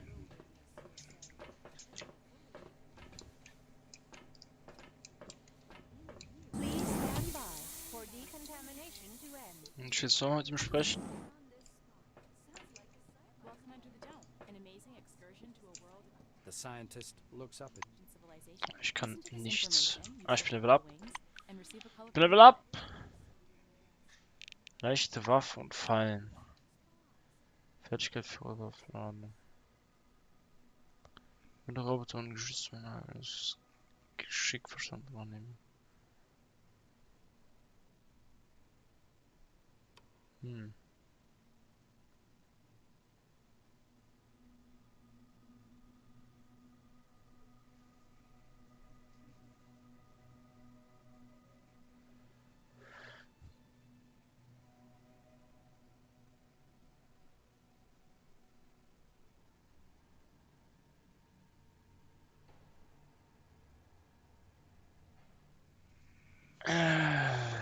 Okay.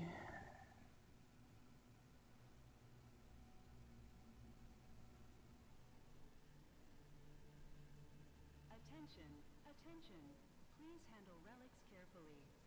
In case of damage, your life will Anziehen. be forfeit. Fertigkeit für Harpune. Tanz.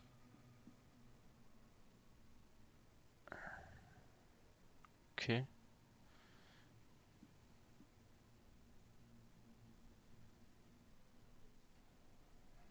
Hm.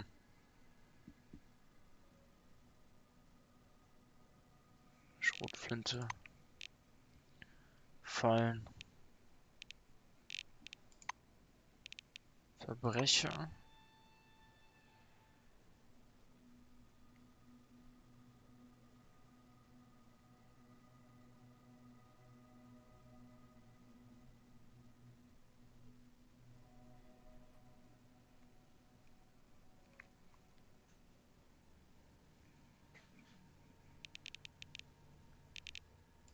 Technik sollte ich eventuell auch machen.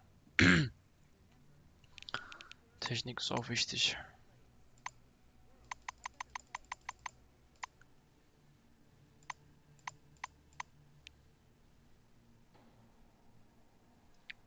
Wissenschaft 25.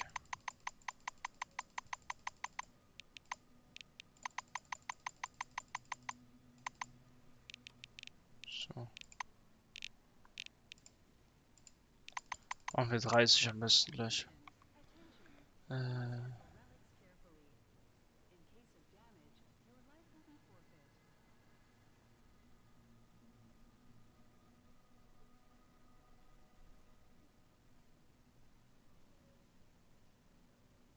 Verbrecher versucht die Zukunft zu. Okay. Das ist interessant. Sehr interessant.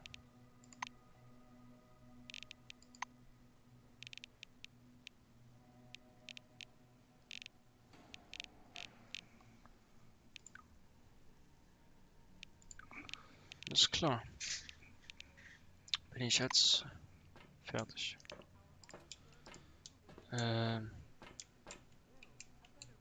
So.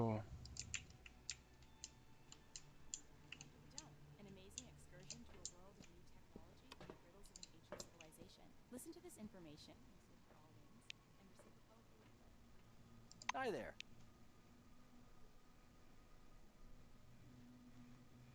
Attention, attention. Please handle relics carefully. In case of damage, your life will be forfeit.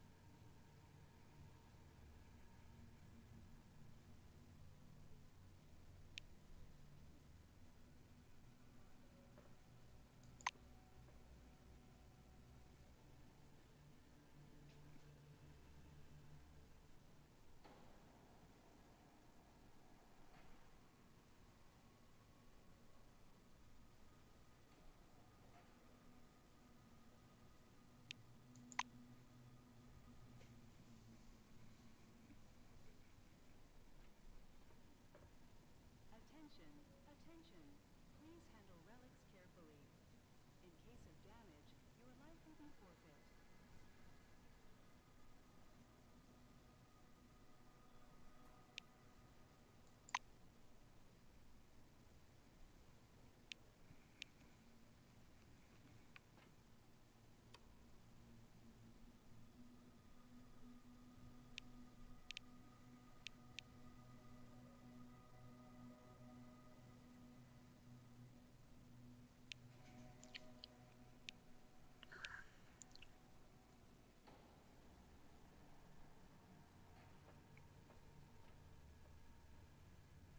Remember, our honest work will make the world a better place.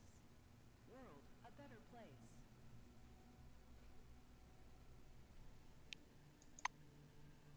Scheiße.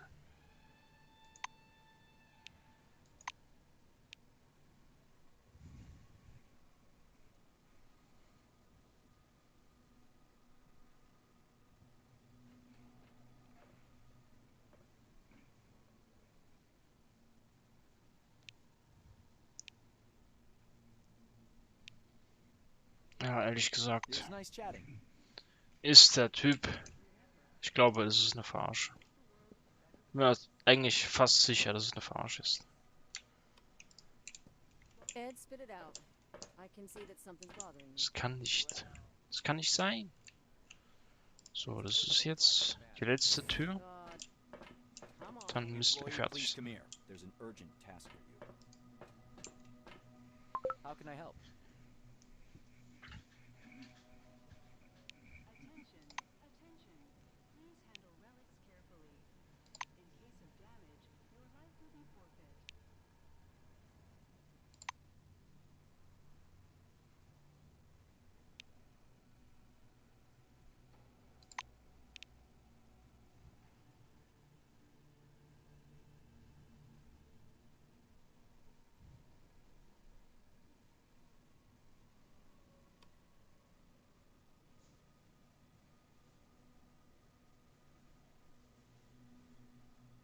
Attention, attention. Please handle relics carefully. In case of damage, your life will be forfeit.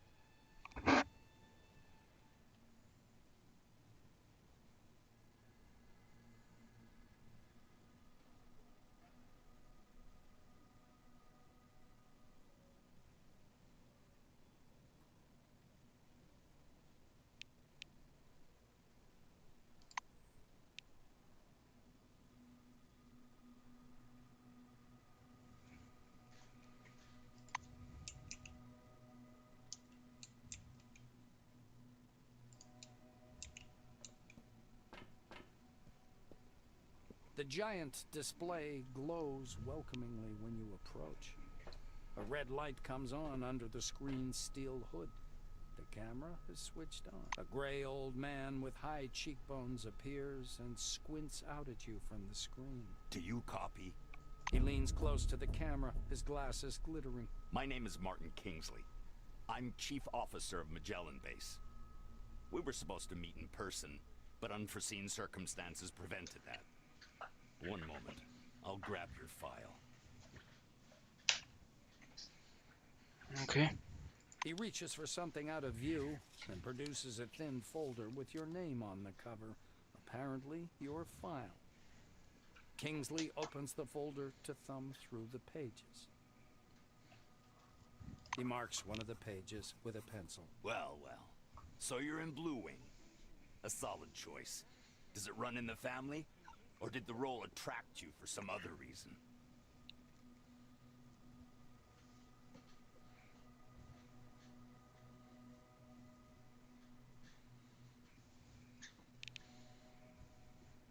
The quick strokes of the administrator's pencils suggest he's added 2 big plus signs to your file.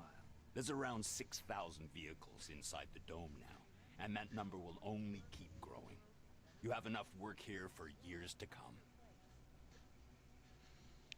Kingsley closes the file and folds his hands in front of it. Thank you for your reply.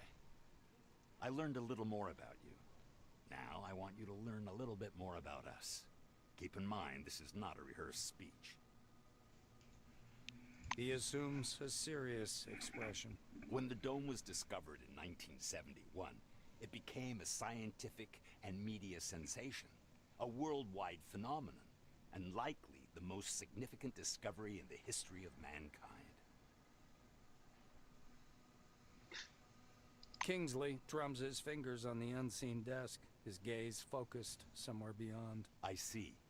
You were enticed here by radio advertising, telefilms, and all those interviews, billboards at every turn.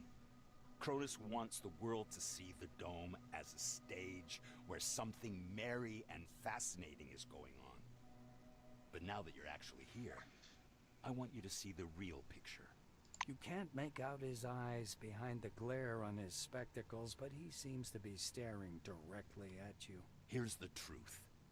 Nobody was waiting for us inside the dome.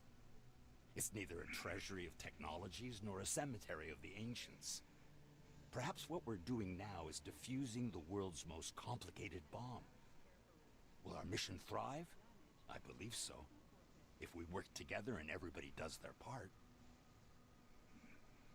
He looks back at your file. I say, do what must be done. Because that's what the concept of the 5 wings is all about. Aha. Kingsley points at the camera. You're from Blue Wing. You're looking at the world's most complicated infrastructure, and that complexity keeps growing. Your duties are not limited to maintenance and service. You'll be keeping up the image of the world in its accustomed form. Without hot water and electricity, people will revert to beasts in an astonishingly short order, though it might seem that. Putting the folder aside, he sits back and stares at you in silence. It gets so quiet that the ticking of a clock can be heard through the speakers. Kingsley sighs quietly. You were probably waiting for some boilerplate welcome speech, but I prefer to talk about real-world problems. Glad to meet you.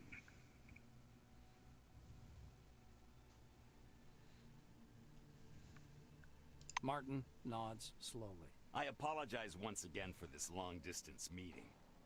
Now, as we don't have much time, I'd like to get to the point. I'm sure you're curious why you were taking off the bus to Magellan and brought here instead. He moves closer to the camera. I'm going to show you a short video. Please pay attention. Okay. Kingsley's face freezes on screen. I have an urgent mission for an employee of your background and qualifications. I'd have assigned someone from Magellan, but I'm short on personnel. That's why it has to be a newcomer. I apologize again for the rush, but it seems I have no choice. Alles klar. Martin noisily clears his throat. Maybe you've heard about Nashville Base. While preparing the materials for this mission, I came across a short documentary film about the complex. I think you should watch it. The speakers produce a hollow click. Purple, gray, and black spots flicker on the screen. A blurred title, The Cronus Archive 1971 to 1974, was used in the production of this recording, appears at the bottom. Okay. The shadow of an airplane flies across a faded yellow desert. A cheery voice fills the room. Every day, our researchers uncover more and more of the dome's secrets. There is no doubt the underground structures, so-called objects, are organized according to some pattern. Though early on, the importance of the relics to scientific research was considered insignificant. The desert dims into the black of a chalkboard. White lines drawn by an invisible hand begin to sketch a schematic of the dome. The narrator continues. By 1972, however, many important discoveries had come to light in a period of only a few months, and the construction of stationary research bases adjacent to the more promising objects began. Personnel moved into Ankara in May of 1972, and within half a year, Boston and Dessau were also brought into service, though the biggest discovery was yet to come. Okay. The picture changes to a chasm suffused with electric light. People bustling about everywhere. The speaker's voice seems to come from a distance. In November of 1973, a massive network of underground caves and a structure of hitherto unseen complexity was discovered in Sector C-12. Soon afterwards, the construction of C-12 Nashville began. The camera glides through dim caverns as the silhouettes of bizarre mechanisms emerge. Metal structures loom up from the dark, surrounded by earth-moving machines and exhausted miners wearing orange jumpsuits. The speaker continues. C-12 Nashville is an innovative research complex located atop the primary relic mining location. The complexity of this object is unique. Communications. The film abruptly cuts out, and Kingsley's face reappears. The rest of this information is classified. Hopefully you get the main idea. Nashville is a very special place, requiring people with both special qualifications and special clearance level, though yours will do for your task. Please handle relics carefully. In case of damage, your life will be forfeit.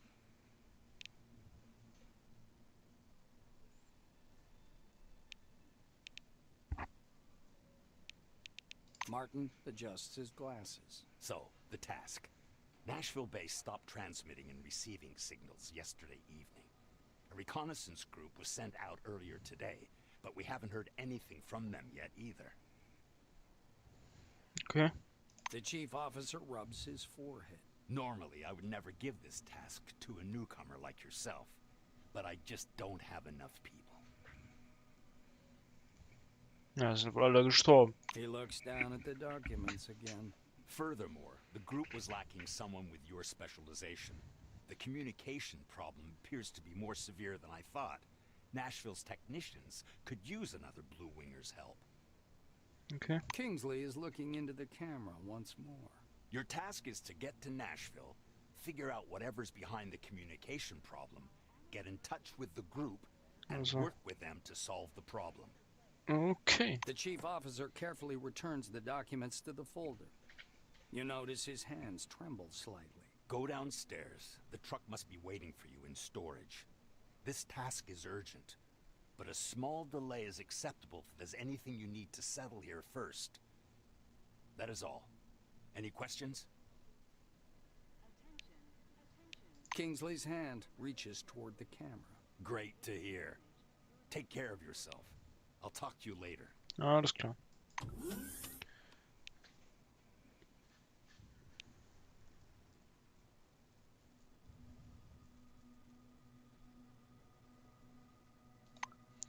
Na dann. Auf geht's.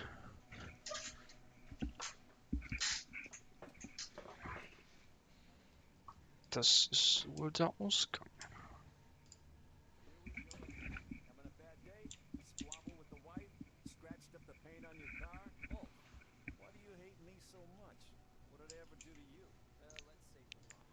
Ach, ich kann das gar nicht scannen.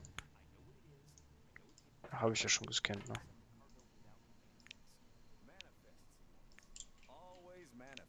Benutzen.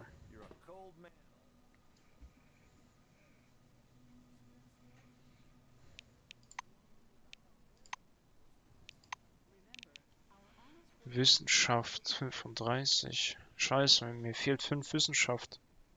Fuck.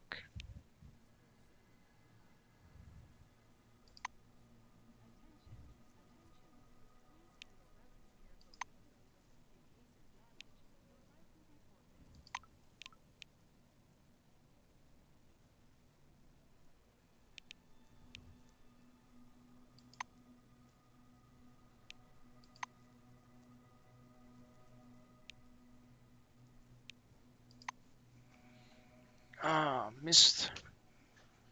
Scheiß. Hälfte Wissenschaft fehlt mir noch. Wissenschaft, ich meine hier. Erfahrungspunkte. Was ist hier so Tolles?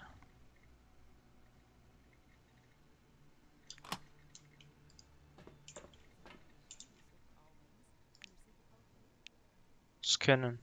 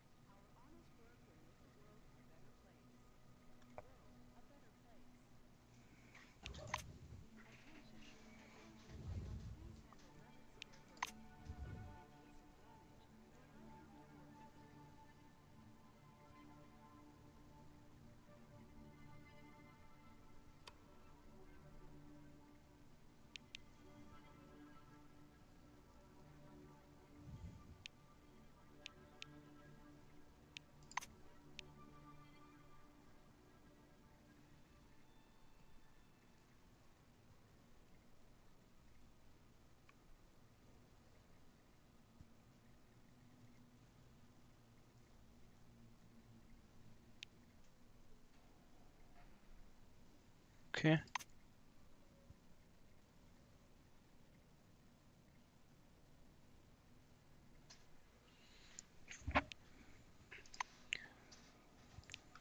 Alles klar.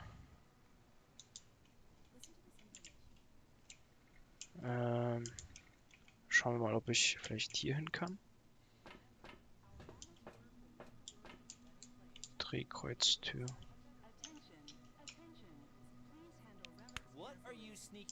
Scheiße. Ich bin in Sicht.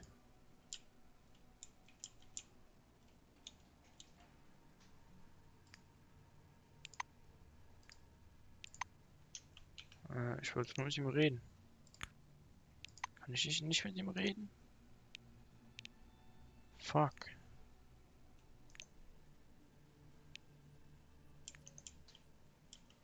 Das ist natürlich scheiße.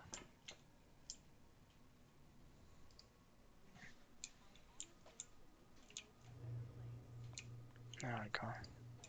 Aber ja, die Kiste kann ich. Und die Metallspinde.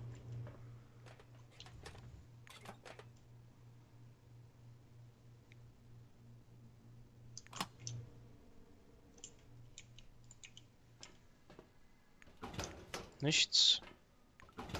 Was ist das? Waffenbürste? Ja, sonst gibt's nichts. Die Kiste können wir noch öffnen.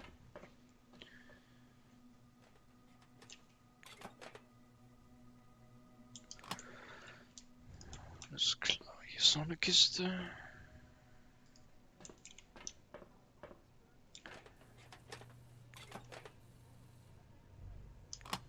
Seife. Gesperrt. Was? Gesperrt? Achso. Ja, dann Schloss knacken.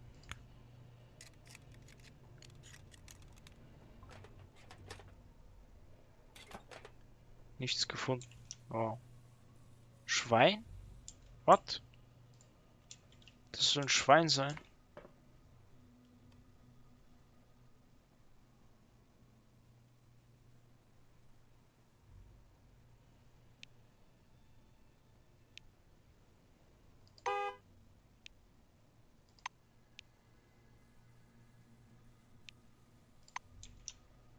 Alte Kiste.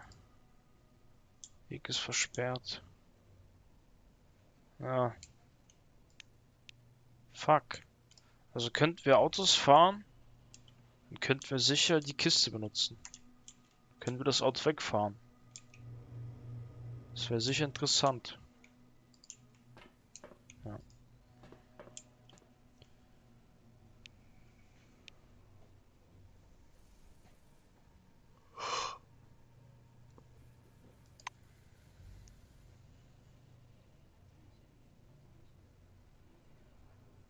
Greetings.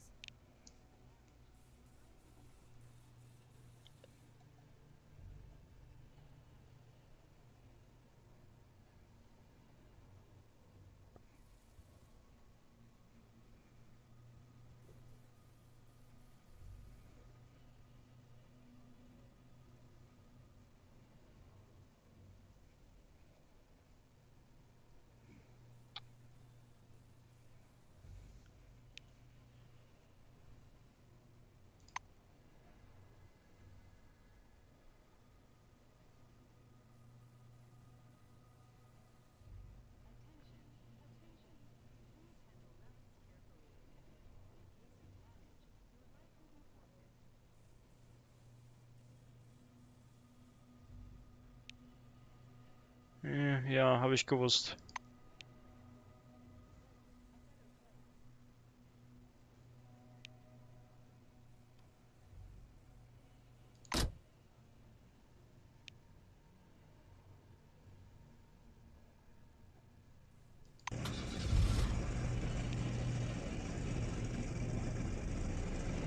It's nice. Alles klar, dann mal los.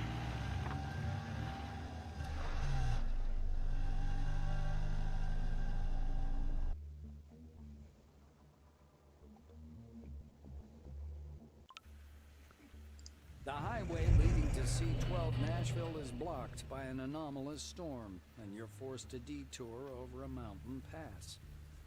Soon, the radiator boils over, and you have to stop. Alles klar. Clara lifts up the hood and thoroughly examines the steaming radiator. The engine's boiling, so we'll have to wait. We do know what happens when a car boils, right? It's... The Blue shuts her mouth abruptly and stares anxiously at the dark funnel cloud dancing on the horizon. Now that you're on higher ground, it's clear that the storm has overtaken a fairly large section of road. It will be difficult to pass.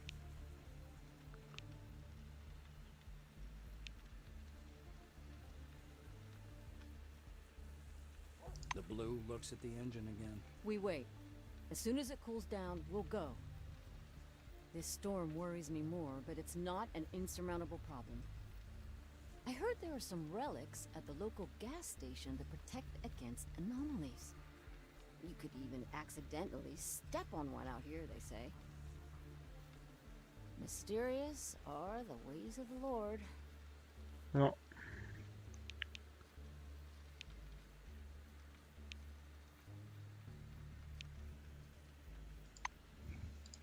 Alles klar. Dann gehen wir mal. No passing steht da. No passing.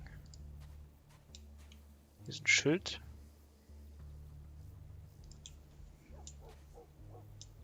Ah, hier wird schon nichts passieren. Hier ist ein Safe. Oh. Ganz schön viel Strahlung. Fuck. Können wir dann eigentlich unsere Strahlung sehen? Das ist unsere Strahlung 55.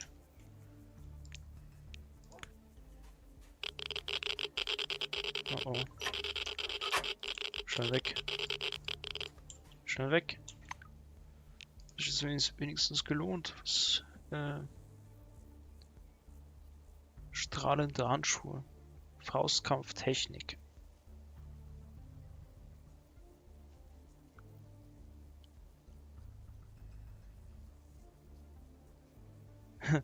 Nur tragen, wenn du deine Hände nicht mehr brauchst. Ich bekloppt. Die geben Strahlung ab. Das ist sehr schlecht. Jetzt wird das relativ, warum auch immer. Strahlung. Tja, das ist nicht gut.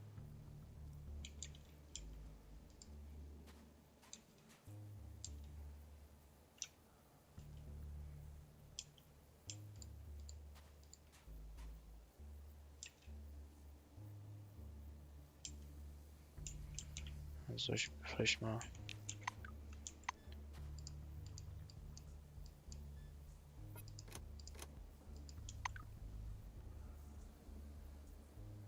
Ja, also... Ich denke, da passiert nichts. Kriegen so wenig Strahlung.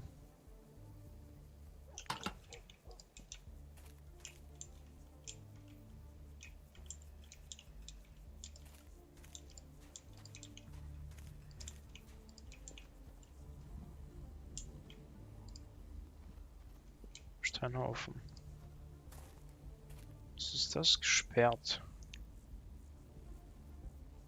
Oh. Werkzeug erforderlich. Ja, wird nicht funktionieren. Dreck. Was ist das? Müllratte. Oh nein. Jetzt bin ich auch noch im Kampf.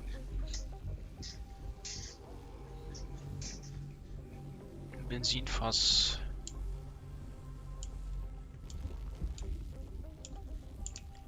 Ist noch ein Steinhaufen.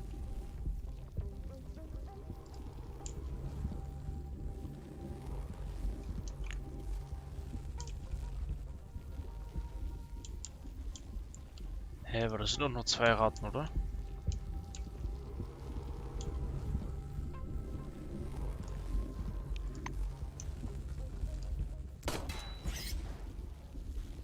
Ja, die ist tot. Ich bin... Ja, lol, die ist ja schnell. Was ist denn das? Fleischwunde? Verlierst Blut, ein gesunder Witz. Sich einige Zeit lang. Okay.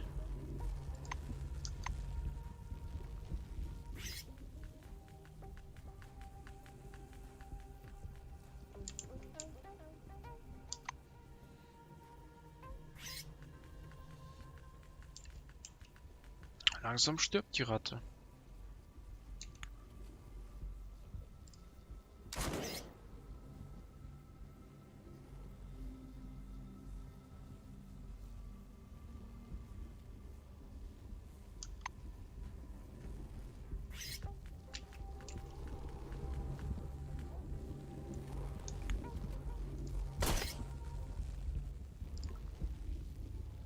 Wow. Ist das ein Verbrechen? Ich habe nur eine Ratte gekillt, mehr nicht.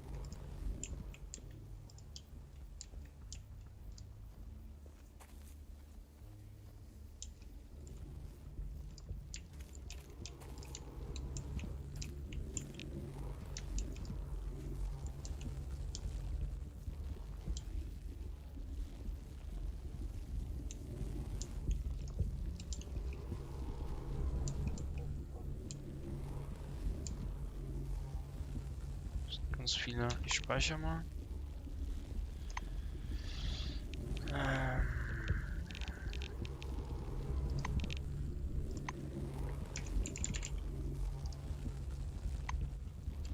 So.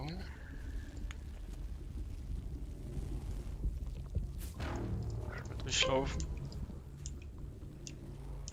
Oh, hier ist eine Falle. Oder?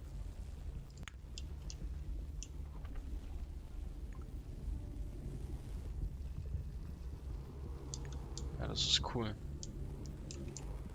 Aber hier ist eine Falle. Kann ich ihn schärfen?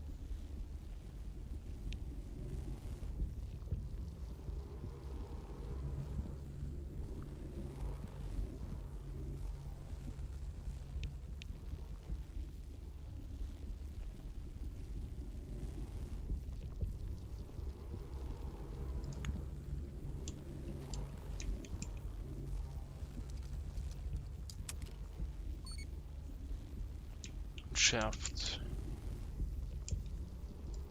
Scheiße.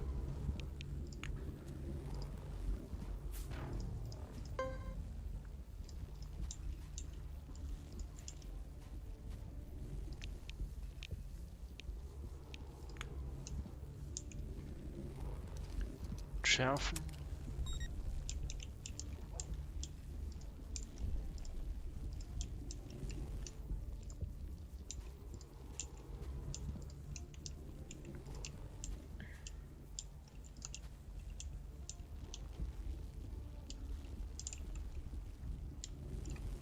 Da sind überall Steinhaufen.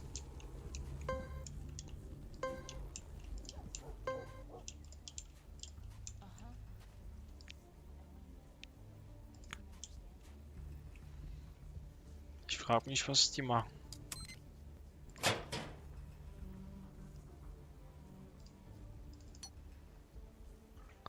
Die Erde brauche ich nicht. Die scheiß Erde könnt ihr behalten.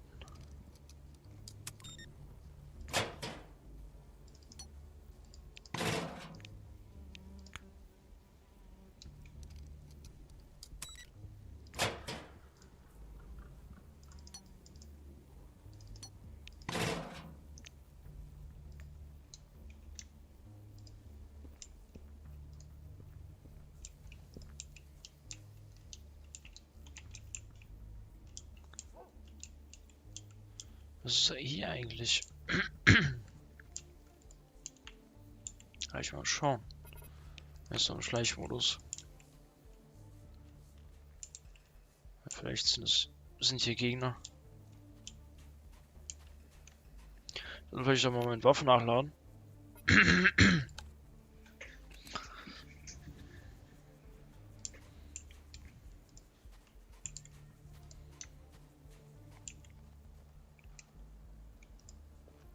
Gefahren, Kochtopf.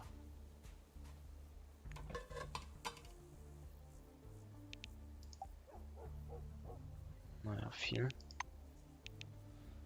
kann man hier nicht machen.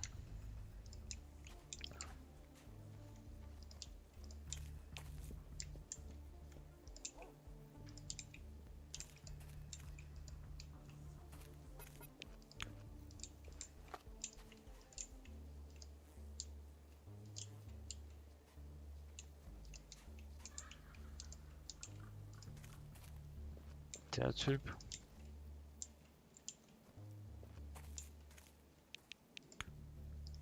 Das kann man sowieso nichts.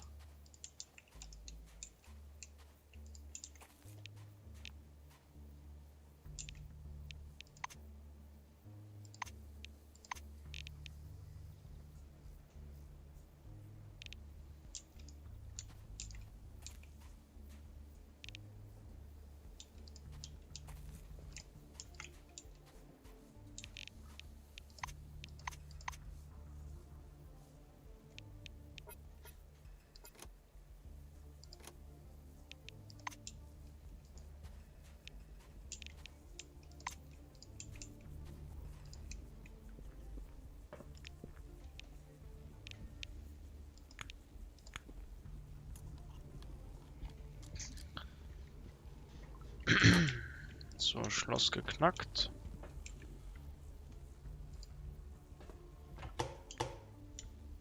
Kanister.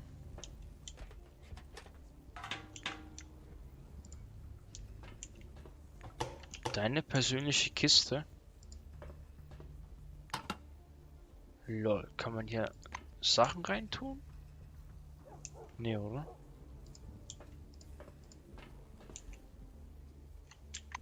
Kann ich mir nicht denken.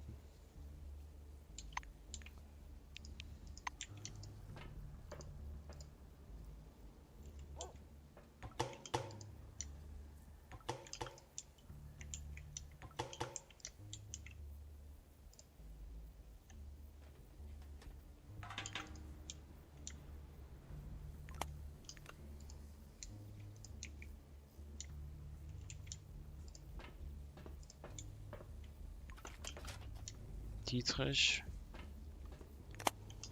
Nichts.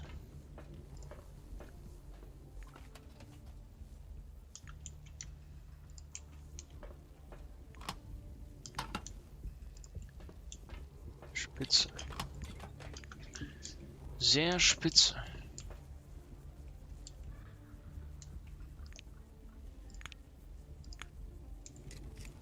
Schloss knacken.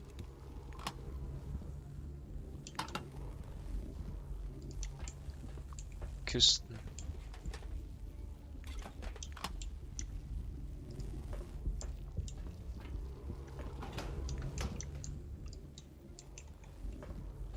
Was kann ich hier herstellen?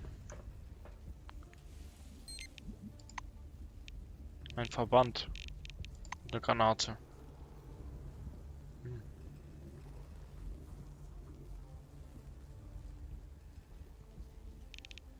Okay.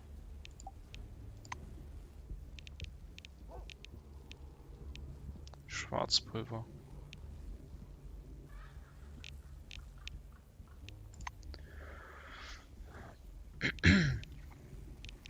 Okay.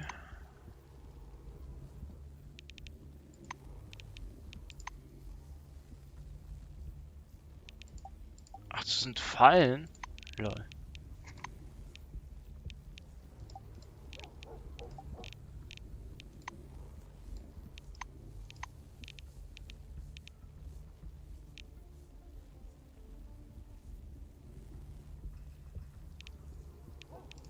Stolperdraht.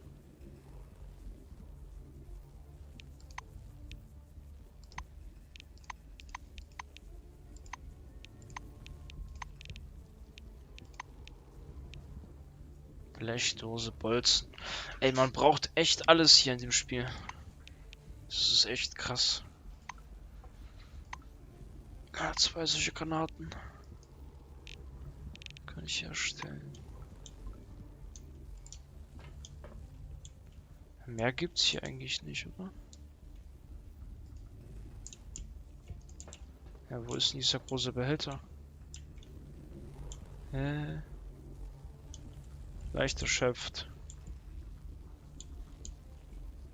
Naja, egal. Ich gehe mal runter.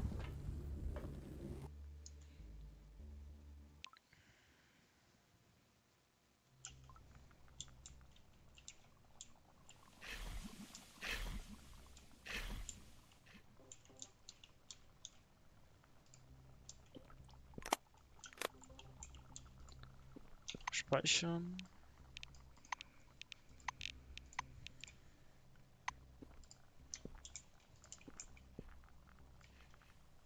Papierstapel.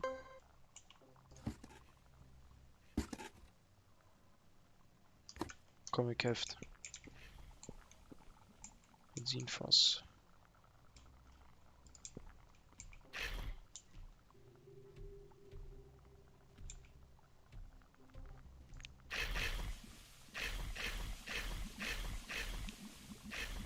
Kann ihn sogar scannen.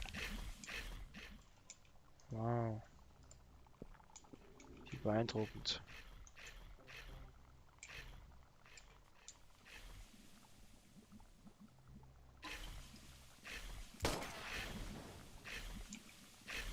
Komm her, Schlampe.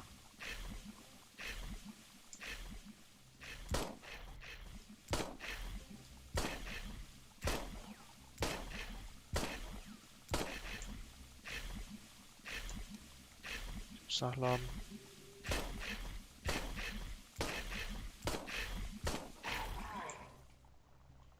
Tja, hab ich gefickt? Hab ich dich gefickt, mein Freund?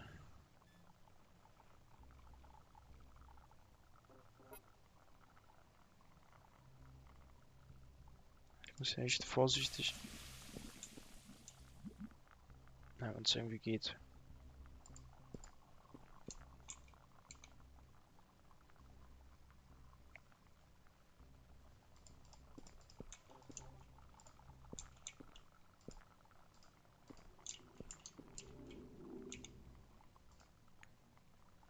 Oh, aber ich kann ihn scannen.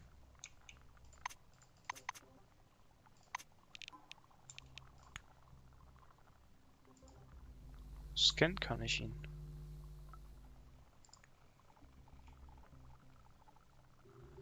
Kronos-Angestellten.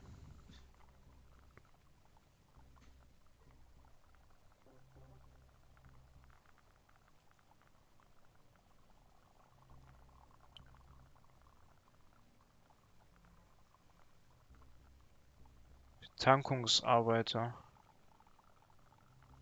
Okay. Ist also an irgendeinem Schock gestorben.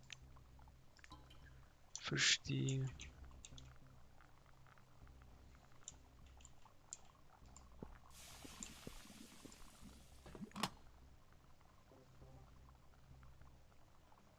Roboterauflader. Übersteuerung 2 Runden. Okay.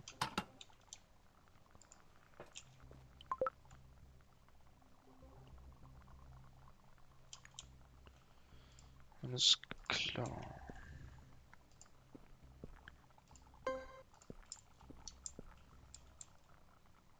Oh, da ist noch eine Kiste Munition. Die will ich haben. Das ist noch eine alte Kiste. Ich verstehe nicht, warum er da reinläuft. Das macht null Sinn. Wirklich null Sinn macht das.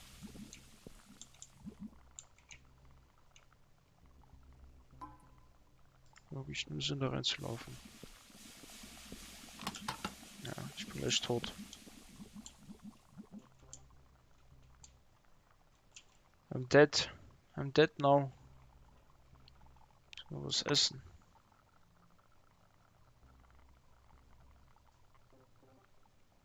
Na, ist sowieso schon zu spät.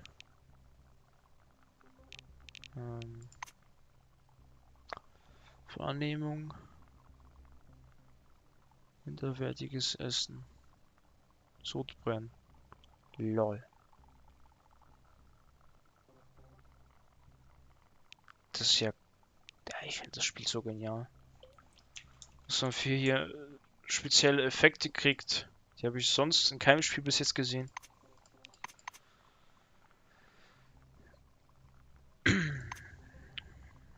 Interessant.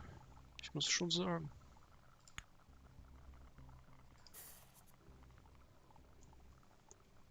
Ich hab das geheilt. Ja, ich verstehe nicht, warum der manchmal in die Fallen reinrennt. Das ist so dumm. Ich check's einfach nicht.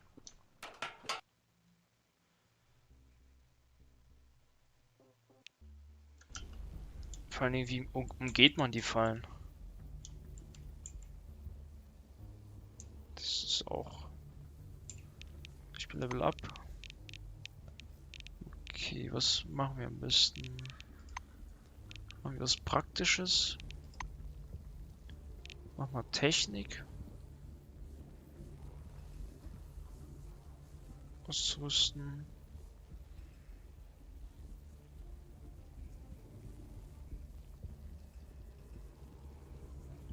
Energieschaden.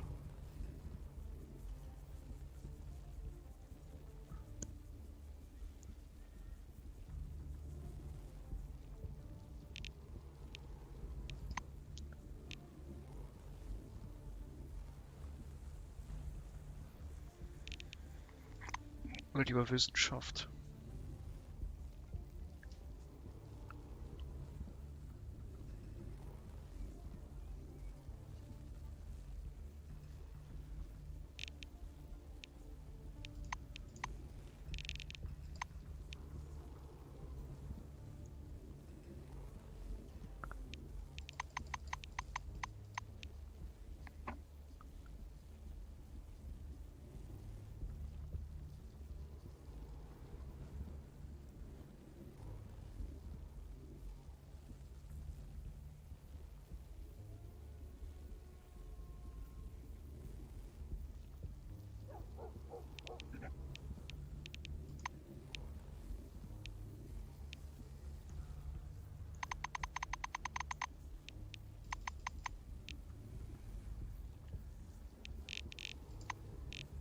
Praktisch.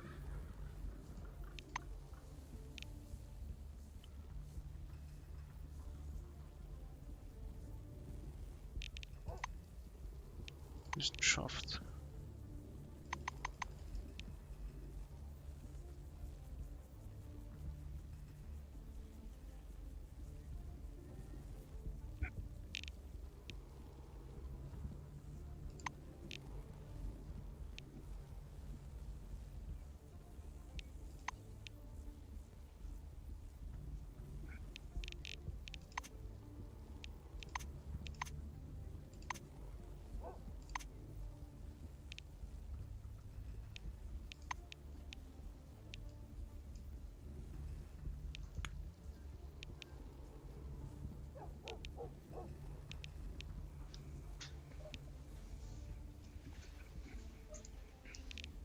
Das brauche ich eigentlich nicht.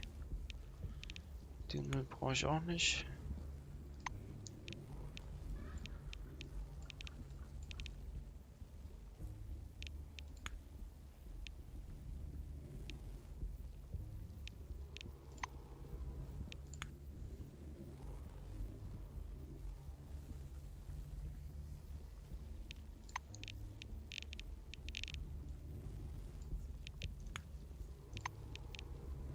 Ich verstehe nicht, warum ich viele Sachen so doppelt habe.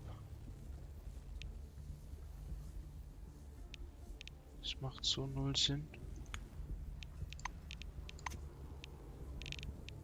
Hacken fehlt noch.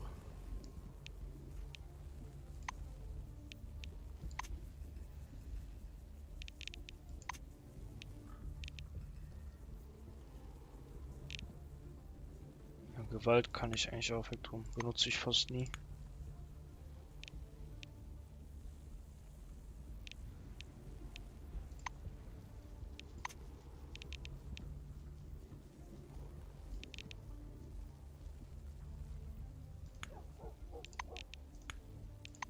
das kann man ja alles essen, wie ekelhaft. Disgusting.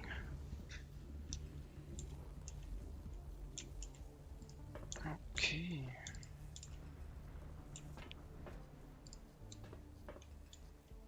Tür ist gesperrt. Schloss knacken.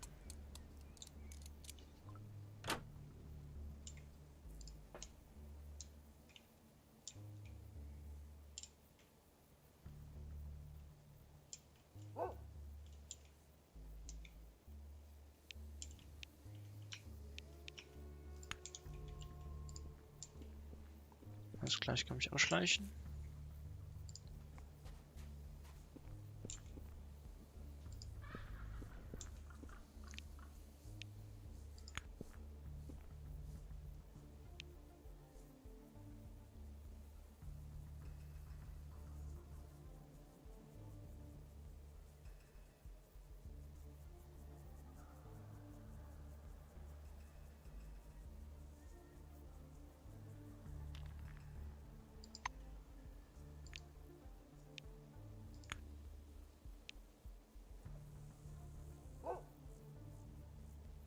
Kann ich das nicht mitnehmen?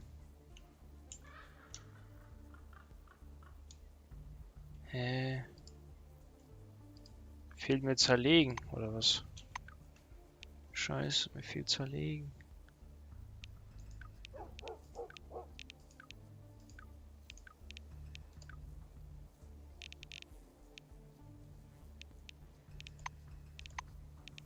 Ah, ich kann Vorteile nehmen, lol.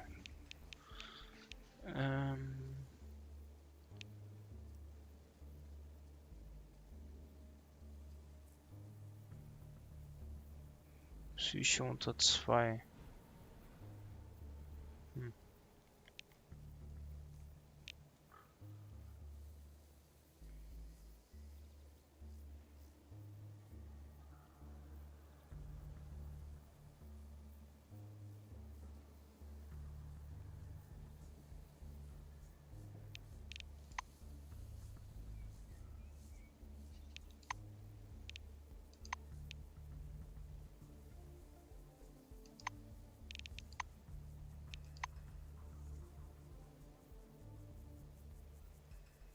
Das ist eigentlich ganz cool.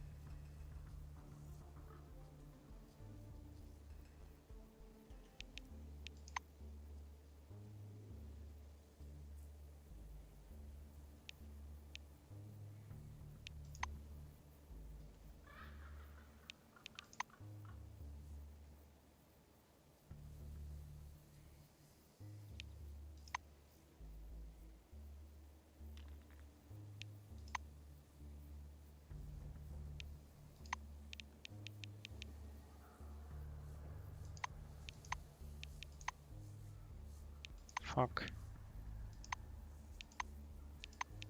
Kann ich alle nicht nehmen. Damn.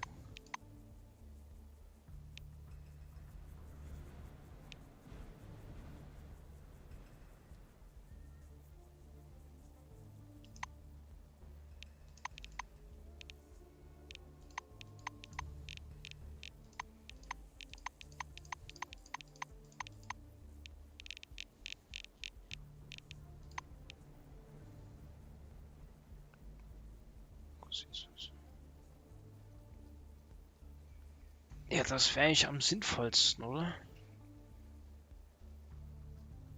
Von allen Sachen.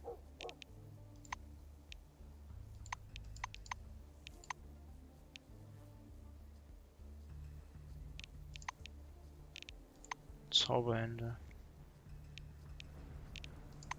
Ach, das habe ich ja schon. Ja. Ich dödel. Ja, dann würde das eigentlich am sinnvollsten sein, oder?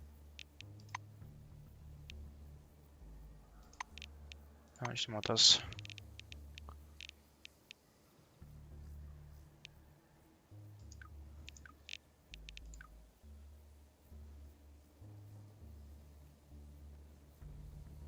Aber wie viel Zerlegen habe ich denn jetzt eigentlich?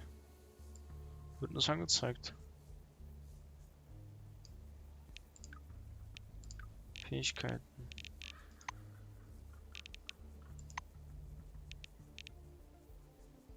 Wo steht das denn?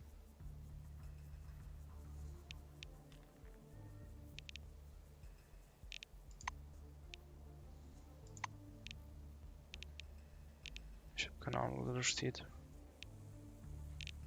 Zerlegen.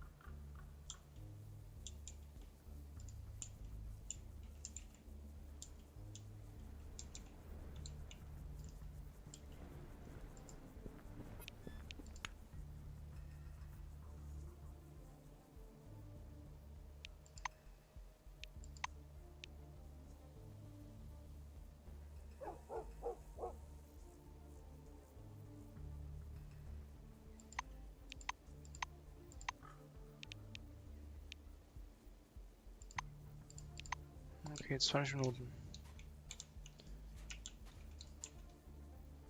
Die Frage ist, ob ich jetzt einfach das... Ja, das Relikt kann ich wahrscheinlich nicht einfach klauen, oder?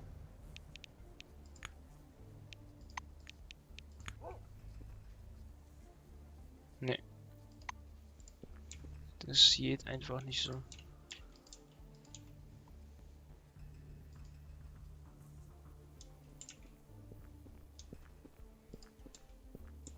Aber warte mal, ich kann die ja auch einfach so beklauen, oder? Das müsste auch gehen. Speichern.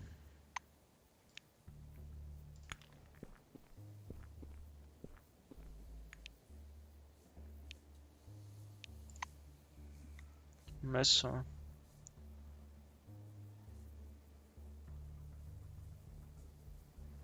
Gegenstand.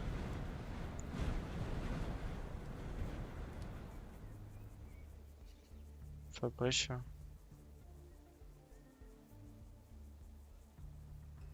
Okay.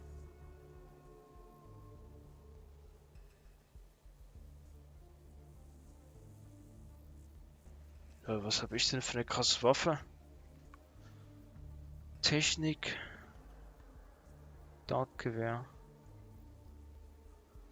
Waffenreichweite nachladen, Magazingröße.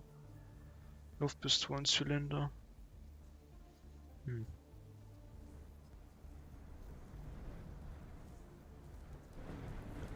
Ich kann das wahrscheinlich nicht klauen. Damn. Das kann ich klauen.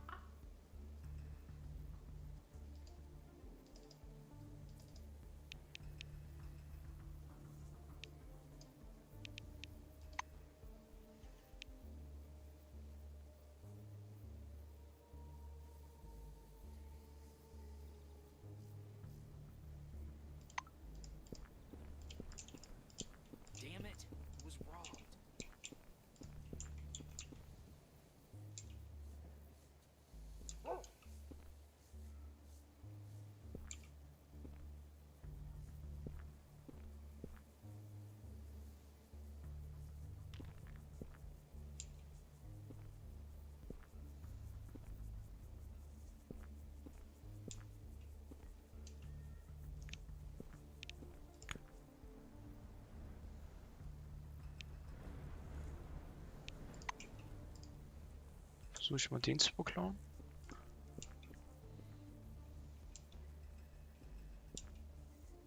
Oder?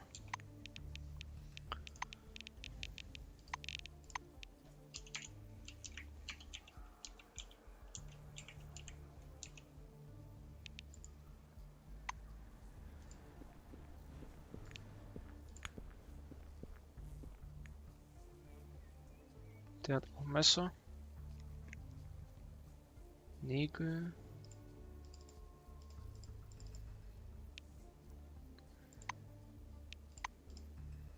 Schnell weg, schnell weg.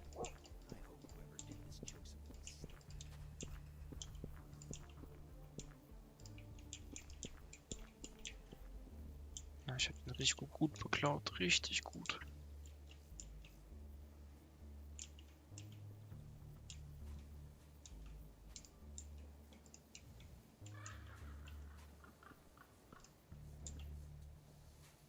Die Frage ist, wie lange das jetzt noch dauert. Wie lange wollen die mich verdächtigen?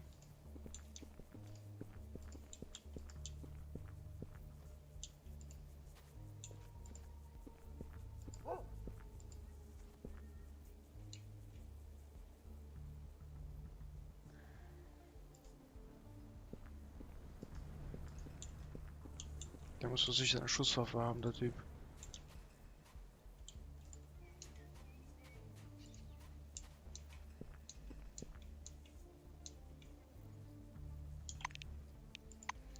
Muss mal schauen, wie schnell speichern ist.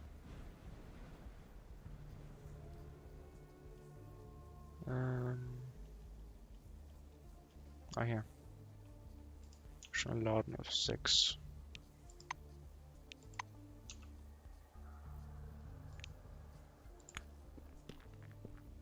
So, jetzt das Messer. Alter, 500. Schon wieder ein krasses Messer.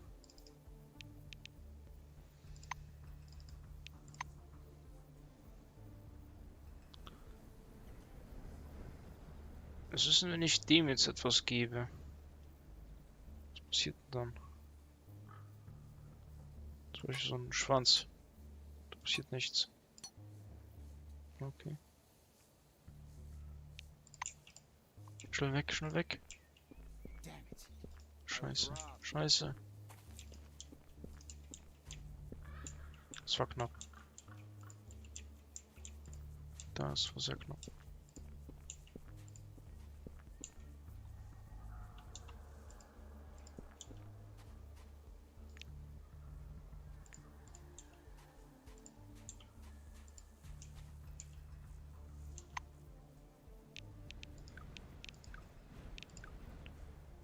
Ich frage mich, ob die lautlos ist, die Waffe.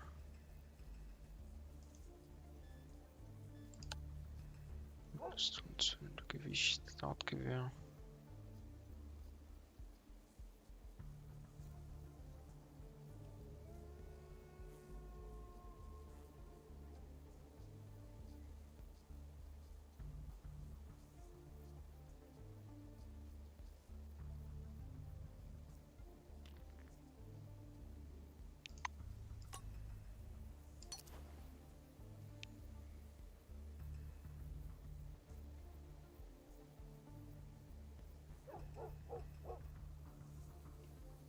Entdeckungsstrafe 8.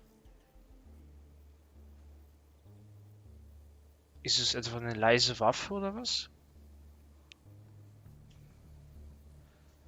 Das Betäubungsgewehr. Zum Ziehen.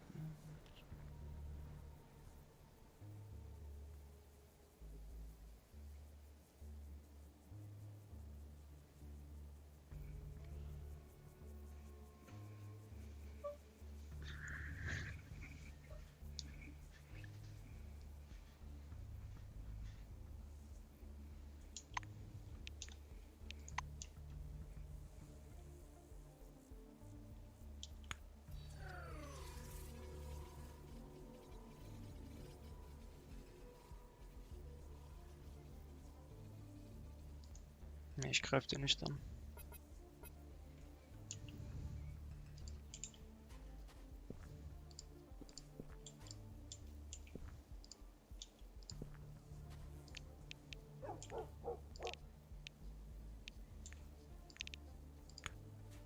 So, jetzt.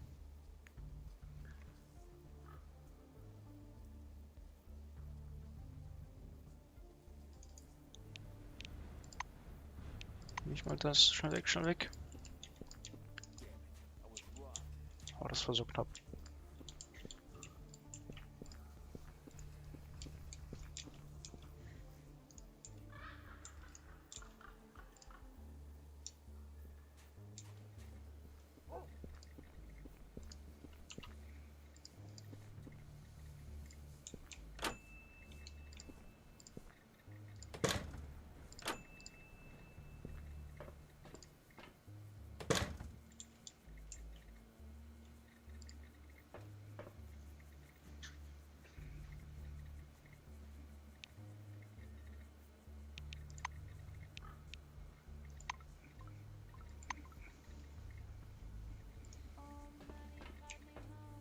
Oh, I'm gonna rip you a new one.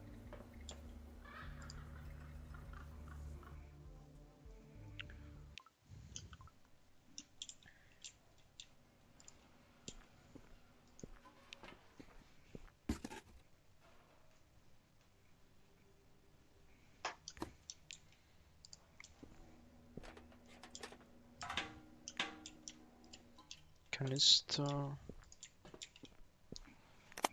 Tornister.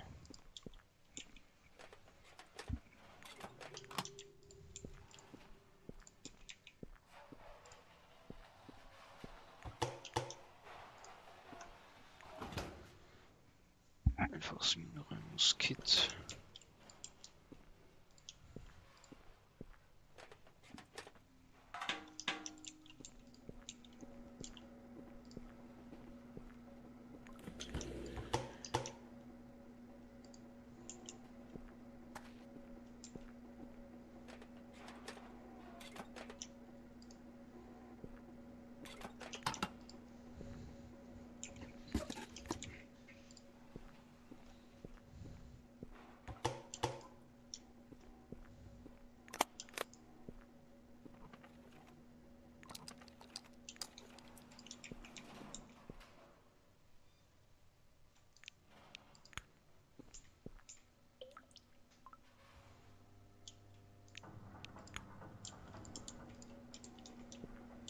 So, das war's.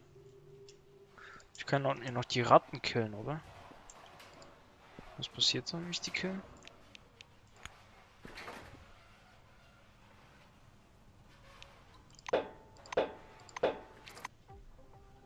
Dann passiert das.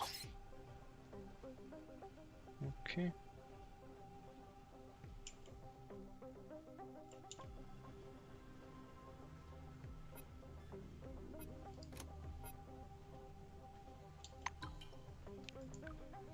Ja, dann muss ich schon eine Pistole nehmen.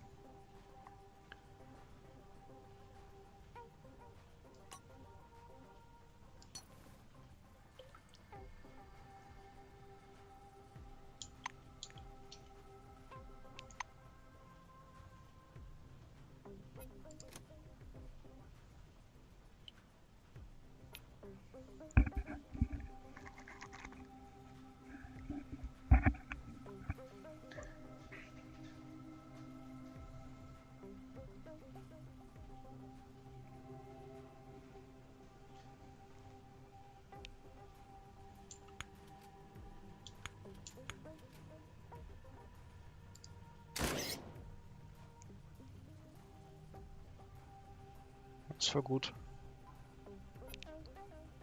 2 AP.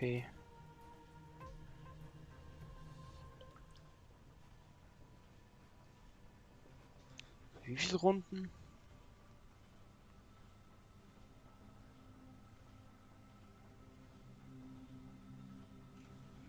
Für 2 Runden oder was? Ah, scheiße.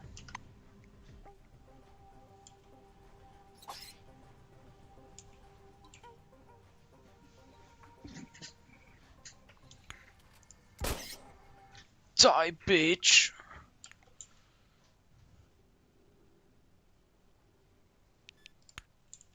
Vielleicht kann ich hier so einen Sneak Attack machen. Dies wäre cool. Kann ich die jetzt eigentlich scannen, die Ratte? Ich kann sie nicht scannen. Die ist unscannbar. Aber ich würde mal gerne ausprobieren. Diese Dartpistole. Wie das so ist.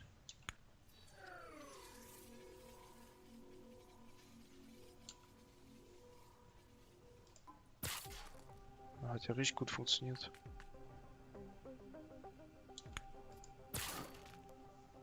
Oh mein Gott.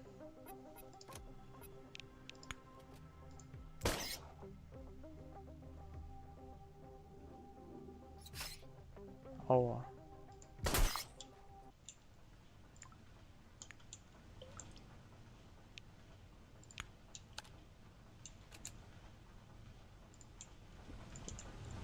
Da ist noch eine Ratte.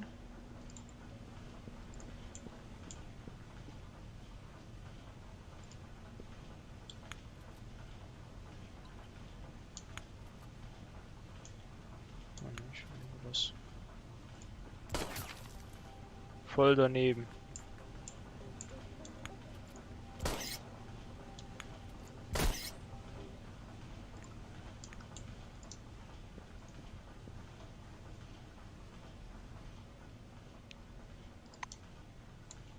Tja, die Ratte ist tot. Was kann man dazu sagen?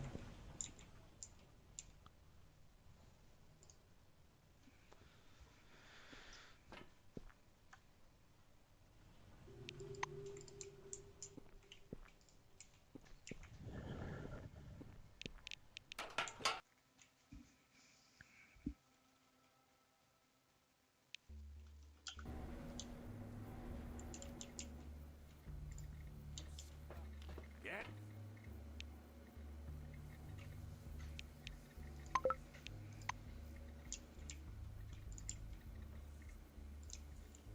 I'm coming out there. Then you'll see. Oh, hier ist was in der Toilette. Was ist das? Waffenbürste? I'm coming out there. Metallkiste? You'll see. Also es ist auf dem Dach. Oder?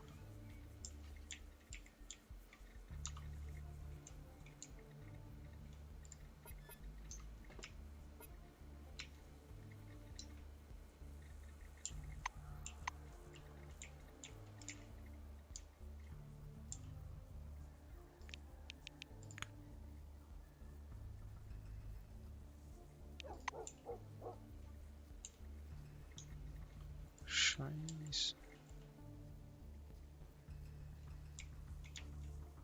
Guck mal, den kann ich beklauen.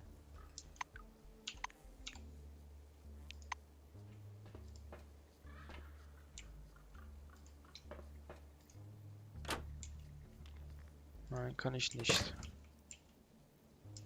Ey, wie mich die Leute hier alle sehen. Das ist ein schlechter Witz.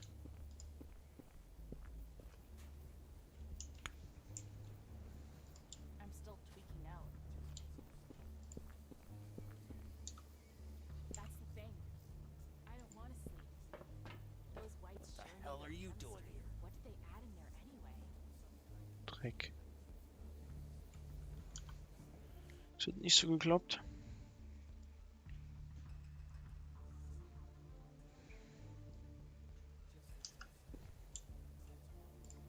That's the thing. I don't want to sleep. Chemistry. What did they add in there anyway? Some kind of stalate? Or maybe some forefather stuff? Why do you even care?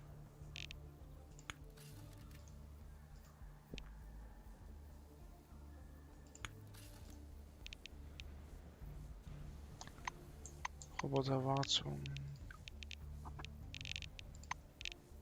Das war nicht hier, das war bei Technik, ne? Ach nee, Wissenschaft, oder?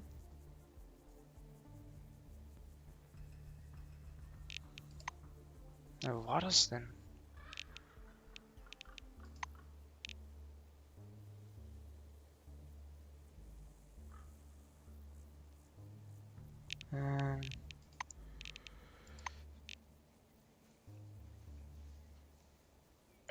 das war hier auch nicht, oder?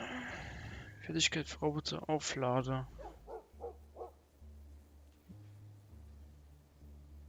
Wenn der Roboter beschützt. Lang Geschick. Roboter, Auflader. Essen. Ah, das.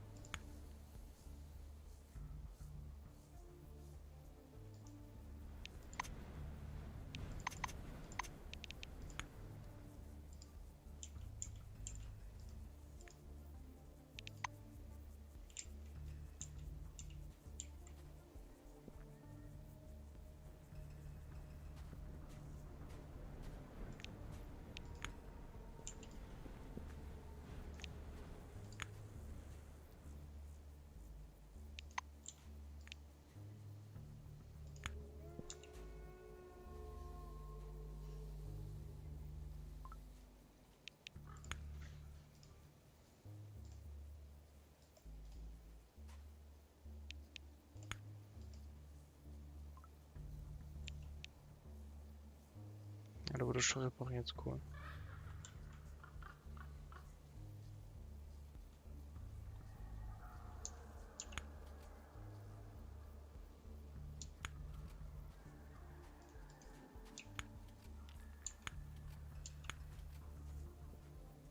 Das ist 100% immer.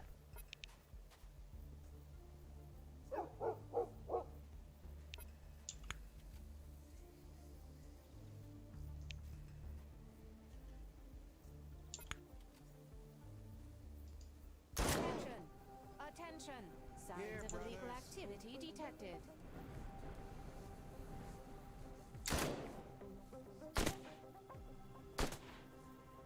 Aua.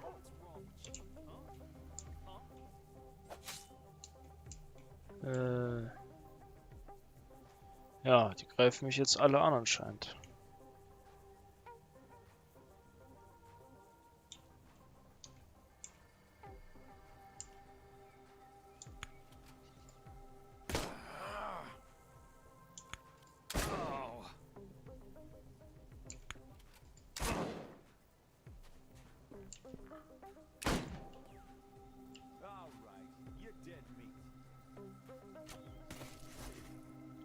Oh oh. Guys, take down this scope. Der Roboter macht anscheinend nichts. Will uns da nicht weiterhelfen. Damn!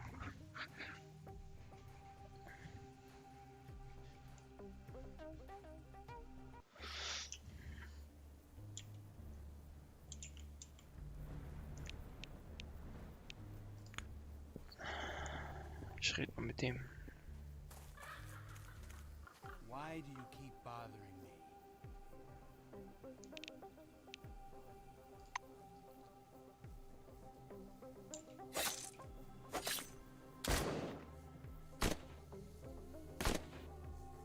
Alter. Der Roboter macht nicht mal was. Was zum Fick? Attention! Attention! Criminal detected. Measures are being taken to neutralize the intruder. Ey, fuck. Ich bin ja ganz auf mich eingestellt.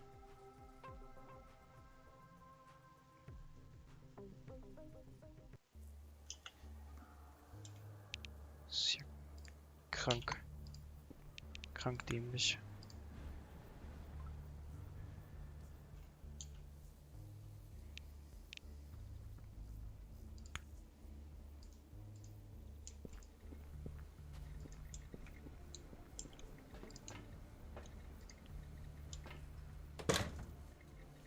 Get out of my gas station.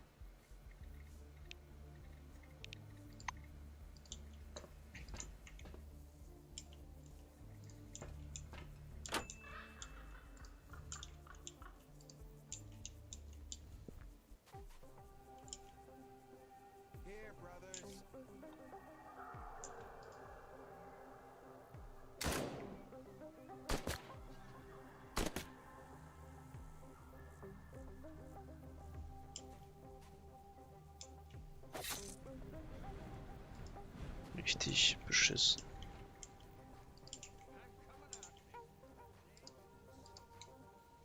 Ja, das ist nur, weil ich sie beklaut habe.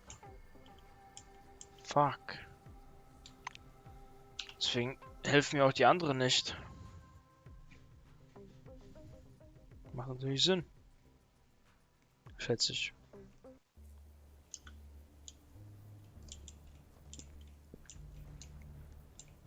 Es macht natürlich Sinn.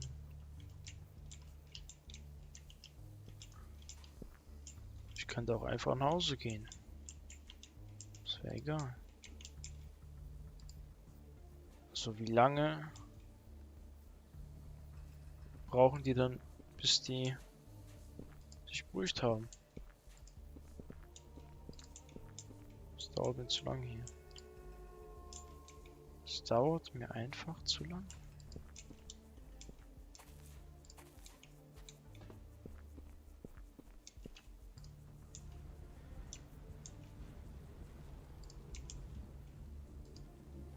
Ah, ich gehe jetzt auch schlafen. So viel Spaß wie das Spiel auch macht, ich gehe trotzdem schlafen.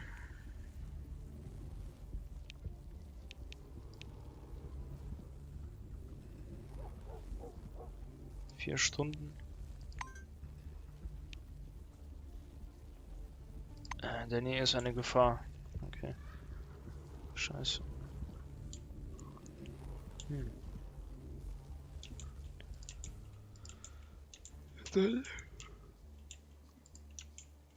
Na dann. Aber ich kann auf das Benzinfass schießen. Das könnte ich tun. In der Tat. Zwar von da oben.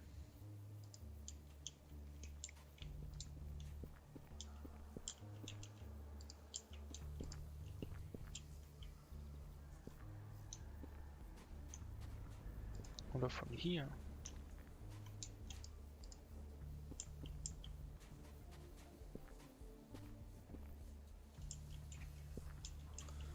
Ich habe eine bessere Idee.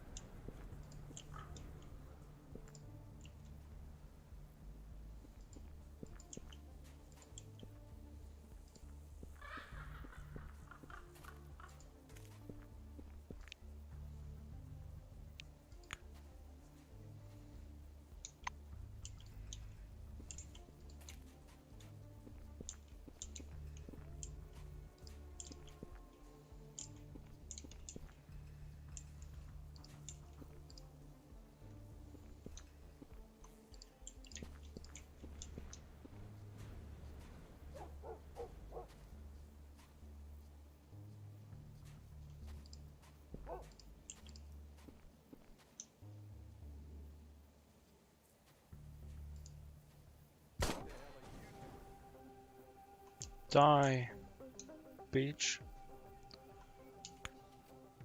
Poke you in the eye with my shank. Take these creeps downtown, bros.